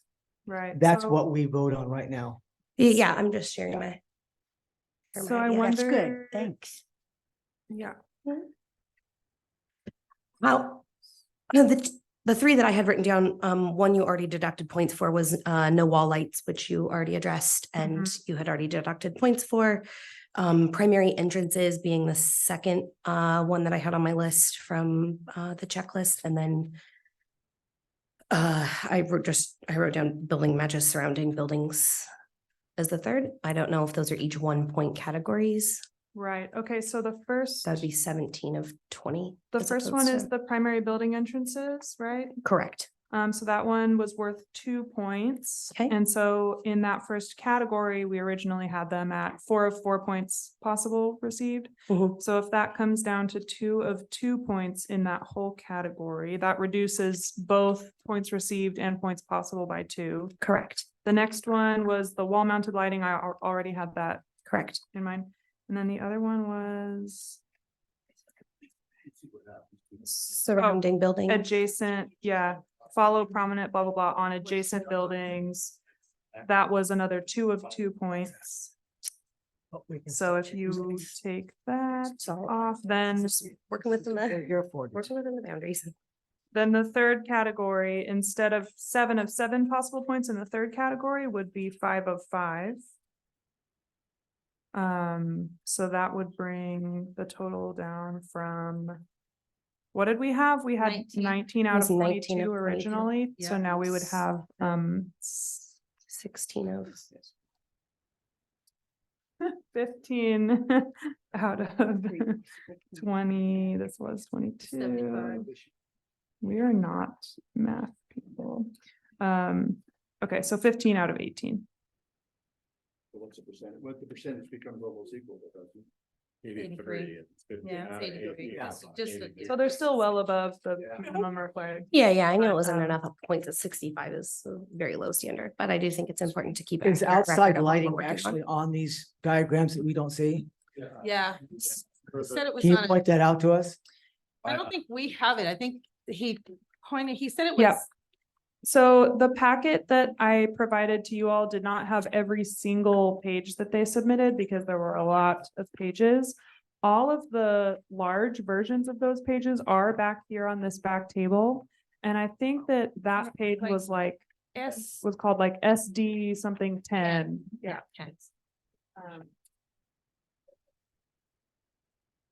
SDR 10. However, I did look at that page and I also couldn't see it on that page, which is fine. Because it's obviously not required in order to still approve this, but yeah.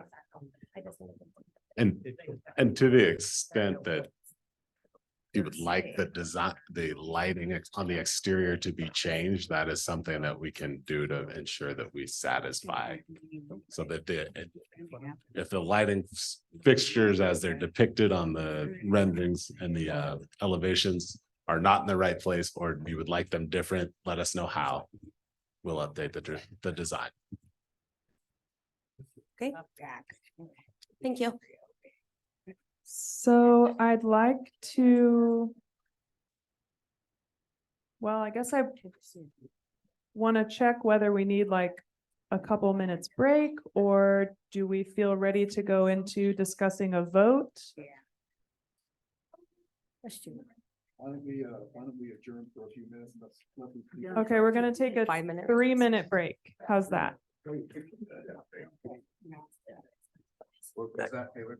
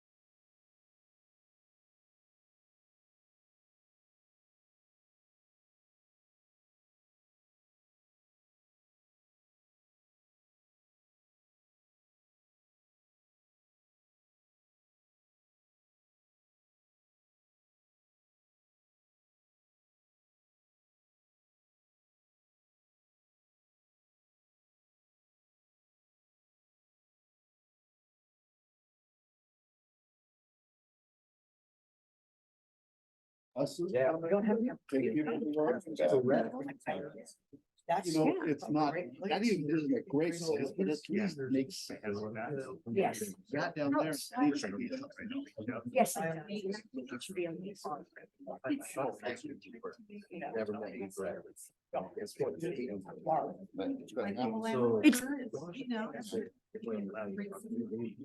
you know, that urban growth boundary from the mass. Pretty much all problems. We don't have the business infrastructure. You don't have, right? Where do these people work? They're gonna, they don't work in this town. Ten Work out of it. percent of the people.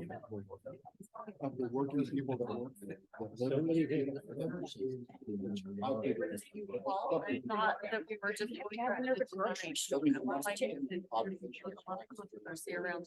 Yes. Portland. That's where you have to go. There is. The design in itself, while. Now that's the thought they need to probably. Coming down the trail is this way I look at it. So you need,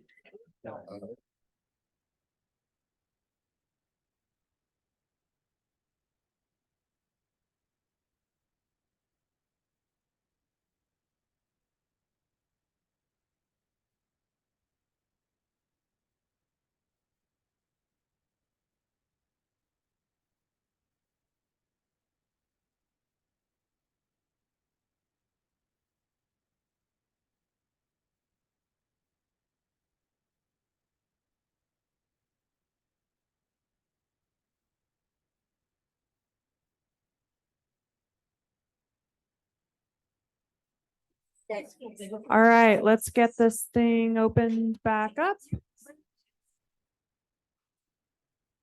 Everyone can sit down. For not, for allowing it. Exactly, not getting you home. Are we recording still?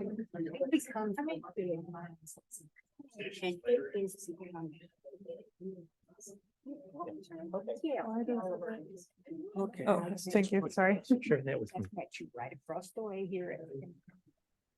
You already know this. Okay, so we are back from a little break. Catalyst to get stuff changed. And we're now at the time for the committee to go ahead and make a motion, which basically just means what decision do you want to propose that the committee votes on? Any of you can make a motion. And so I put some potential motions up on the screen. The first option would be I move to approve this application with the conditions presented by staff. If you make that motion, what that means is the 3 conditions that I presented today. So it's the 2 that are in the staff report and then that one that I added requiring the bike parking. If you want to propose that we approve this application, but you want to propose any different conditions of approval, anything extra, or to remove one of those requirements, that would be that second option, and you would need to describe what changes you're proposing. And then the third option on the screen would be to deny the application. And I just want to remind for those second 2 options, if you're going to add any requirements or if you're going to deny the application, you would need to tie that requirement or tie the decision to the approval criteria somehow, or the city needs to do that. So if I have to state this for the record and just to make sure that everyone understands the role that I'm in. If this committee decided to deny this application without pointing to an approval criteria saying, here's the reason, here's how they didn't meet this approval criteria and they can't meet it, so we're denying it. If you don't have that legal justification tied to the code, the city legally can't issue that denial decision. So I would be in the position of either I have to choose as staff, I have to choose to override this committee's decision, and I don't want to put myself in that situation. Or I could defer it up to the city council, and the city council can make the difficult decision. This is a difficult decision, can make the difficult decision of either agreeing and taking the legal risk of denying an application without that legal basis, or overriding the committee's decision. So I just want to be fully honest that I have that obligation. If it seems like this committee is making a decision that would put the city into legal jeopardy, I have to defer that up to the city council. So with that, the other thing about making a motion, for those of you who aren't familiar, one person makes the motion. It needs to get seconded. So another person says, I second that motion, and that opens it up for discussion. So then you get to discuss and deliberate with each other about how much you agree with the motion, what do you think should be changed from the motion, and then you can all vote on that motion. If that motion gets voted down and doesn't pass, then someone can make a new, different motion. So that's how this might go. We just need someone to make a motion, or if you have any questions. Can I have a question? It's been approved already. By you. And like you went through it, correct? It's been reviewed. And Reviewed. I've identified that they Met it appear all. to meet all of Yep. the approval criteria, or can, but I Mhm. have not issued the city's approval. So just curious, like, say, we were like, no, we don't want to vote on it anymore. But, The whole committee recuses themselves, or like, because it doesn't because it doesn't matter, because you've already done it. Like that, we're just second eyes, opinions aside, because I think we're all similar. We're on the same side or page of concerns and whatever. And I think moving forward, we know now what we need to do as a community, get involved, join commissions. Absolutely. Speak your voice. We change. Change We codes. keep our. This is all kids about safe. change. We keep our community safe. It's not the government's job, it's ourselves. So I'm just trying to visualize it. I mean, it's approved. You're correct. I mean, as far as the And piece of paper is we're, concerned, we're not making the they've already big, scored this. Yeah. But that's her opinion. just because. That's their opinion, not ours, but we Of still course. can only vote on whether they meet this criteria. That's all we can Sure. do now. Yeah. Opinions are out the window. It's just Yeah. facts. And we're just kind of finalizing it and, Correct. okay. Can you Yeah. tell us the conditions that you have as far as staff is concerned, please? Yeah. So the first condition, sorry, I don't have that up on the screen. Was No problem. the lighting and it was already. Oh, yeah, I did have them up on the screen. Thank you. I forgot that I did that. And she added the bike So- access. Yeah, it's on the last page of the staff report. The first condition is limiting the approval validity to 1 year. So they would need to submit all of their building permits before that 1 year mark. And they can request an extension. The city council just clarified this in a recent code amendment, that if they submit an extension request at least 30 days before that deadline happens, then we can approve, the city council can approve or deny the extension request. So if they aren't going to be able to make that 1 year mark with their building permits, then they would request an extension. Just for clarification, earlier in this conversation, you had mentioned that there is something in the works where the rules that apply to Main Street and Broadway about commercial on the bottom, also moving to a greater geography.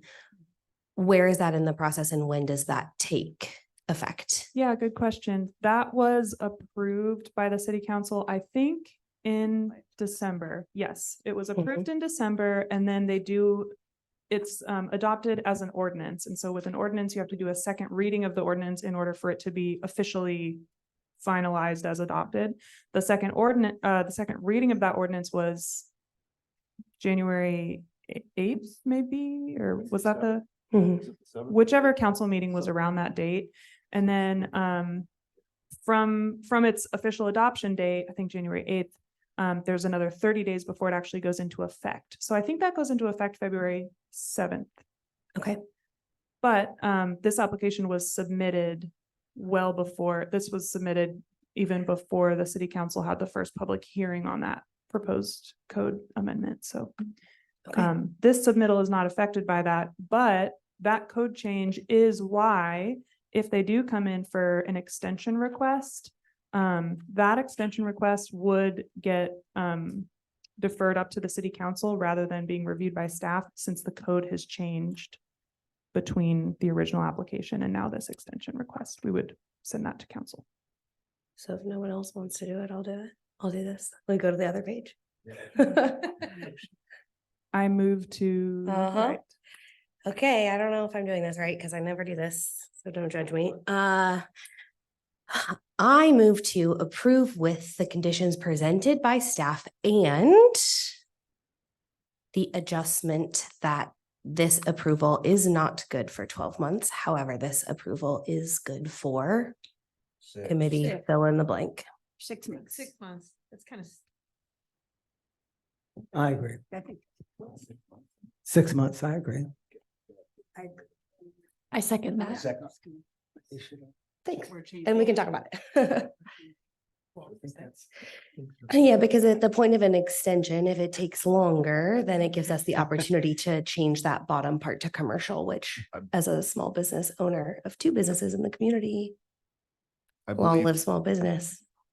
I believe that because it's a city ordinance, we can't change that aspect. It is.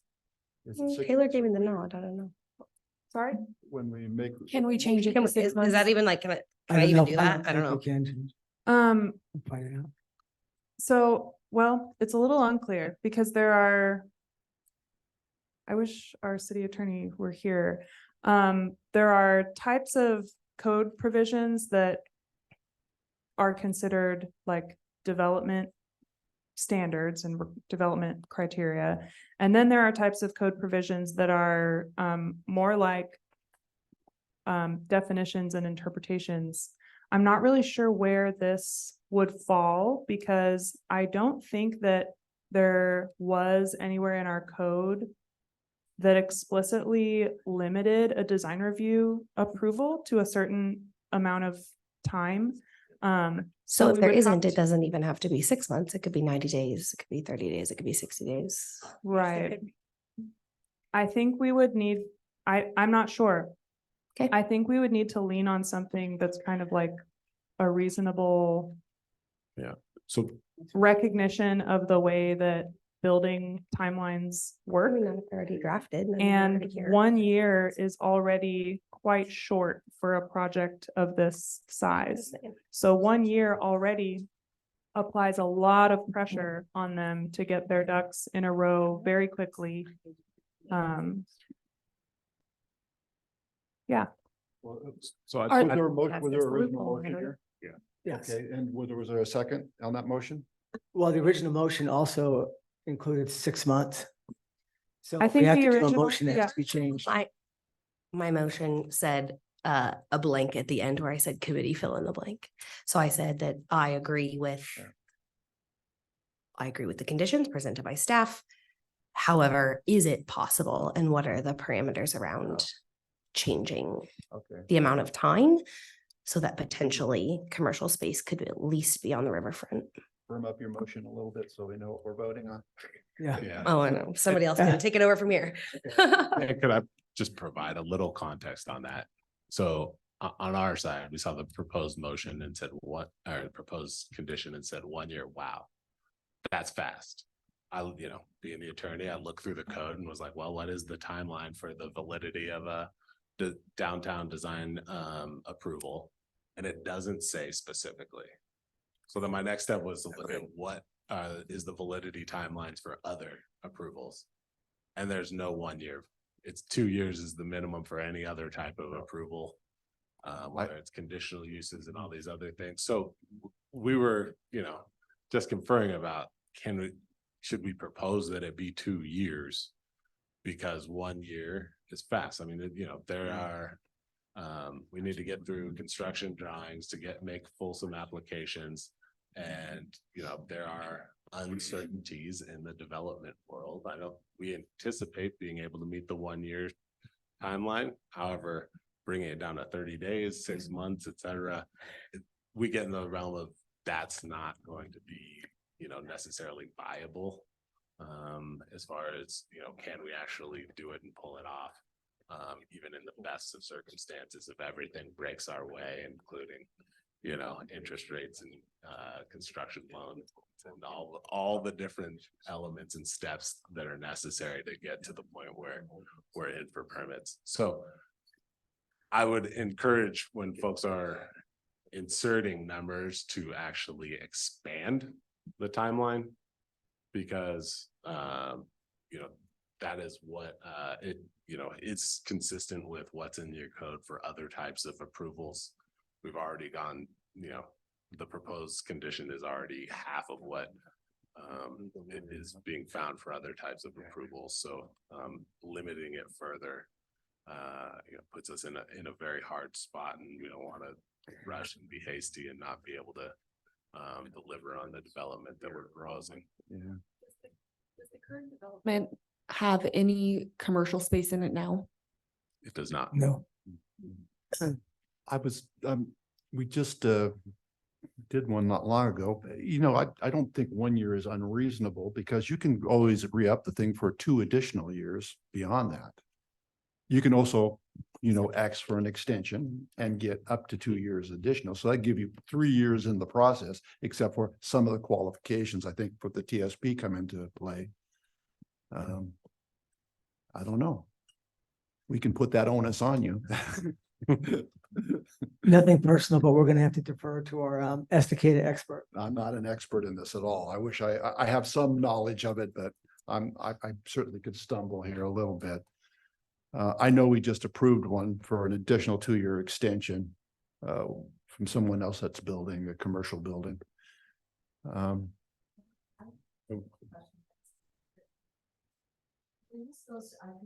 I'm sorry. Could you speak into a microphone? Yeah.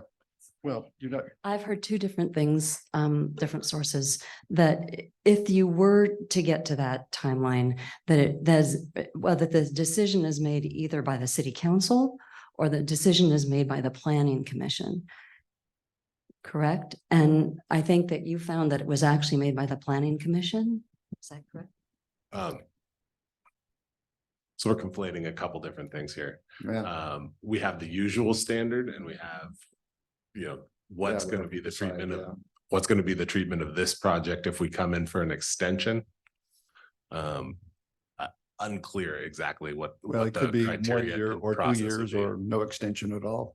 Yeah, So, it's unclear what the process would be, which to me, and clearly I'm here on behalf of the applicant, was in favor of building in some flexibility and time on the front end. If it's going to be a thing that, everyone says, oh, the rules are going to change while you're actually out designing your project and then investing more money into development. And then you're going to come in for an extension and have a discretionary decision on whether it gets approved or not. That's a posture that we'd like to avoid. But you think that 1 year is, or less than a year is unreasonable, right? I feel it's reasonable, but I don't know is there anything in the code that says it's unreasonable? No, there's nothing in the current code that says anything about the design review time limit. The recently adopted code does establish the 1 year time limit. And I can't remember if it defers that extension decision to the planning commission or the city council in the event that there's been a code amendment between the original design review approval and the extension request. Because that's the situation we would be in, is that we would have this design review approval, and then a year passes, you come in for an extension. Well, those new code amendments would have gone into effect next month, right? So, Would they be strapped with if they decided to go longer than the 1 year we gave them to the next extension? Would they be responsible for anything that now had been like the TSP or anything like that? Would they be responsible for any of those changes, or are they still? It still goes back to when their original application was and what was in effect at that original application. I see what you're saying. What approval criteria apply to the extension request? Yes. Okay. Is it the new code or the old code? Yeah. That would be the question, I don't know. So you can see think- why I'd like to have Yeah. more time as opposed to coming in Yeah, for I an get it. extension with an unknown process and uncertain criteria and agreeing to that happening in, it's been said as little as 30 days. That simply isn't feasible. Yeah, that's all. 1 year is likely that we can do it. However, there's a lot of component parts to designing, to construction readiness, the plans for these buildings. Sure. We've got a good team. We've got multi-tech on the line. We'll give it the old college try. I'm optimistic even. However, there's really no reason to do any sort of brinksmanship with the timing and the extension requests. Your code doesn't mandate it. 2 years. What we're really talking about is, staying the course and doing the project that's proposed here today. Okay, as a commission though, are we looking at this so that we can try to deny this? Or are we looking for this for? We have a motion on the floor right now, so we have to. Would you not clarify your motion to what it is so we can vote on it and either go with it or go with a new motion? Yeah, so we need to choose what number to insert into that space, right? Yeah. So the motion. Give us a number. No, no pressure, you guys. Yeah, no pressure. Your motion. I've not done this before, so I don't know. I mean, it's your loophole, right? So if you're really against it, this is your loophole, right? This is your way to say that you're not for it, I guess. So I move to approve with the conditions presented by the staff, changing 12 months to 9 months. I second that. I second. I don't have to do it. Okay, so we're gonna do a vote. And I think we can just do this with hand raises. All those in favor, raise your hand. 1, 2, 3, 4, 5, 6. All those opposed. 6-3, motion passes. Okay, Thank you. there you have it. And that's the committee's determination. Okay, There you go. thank you, everybody. Thank you. Appreciate your time and the discussion.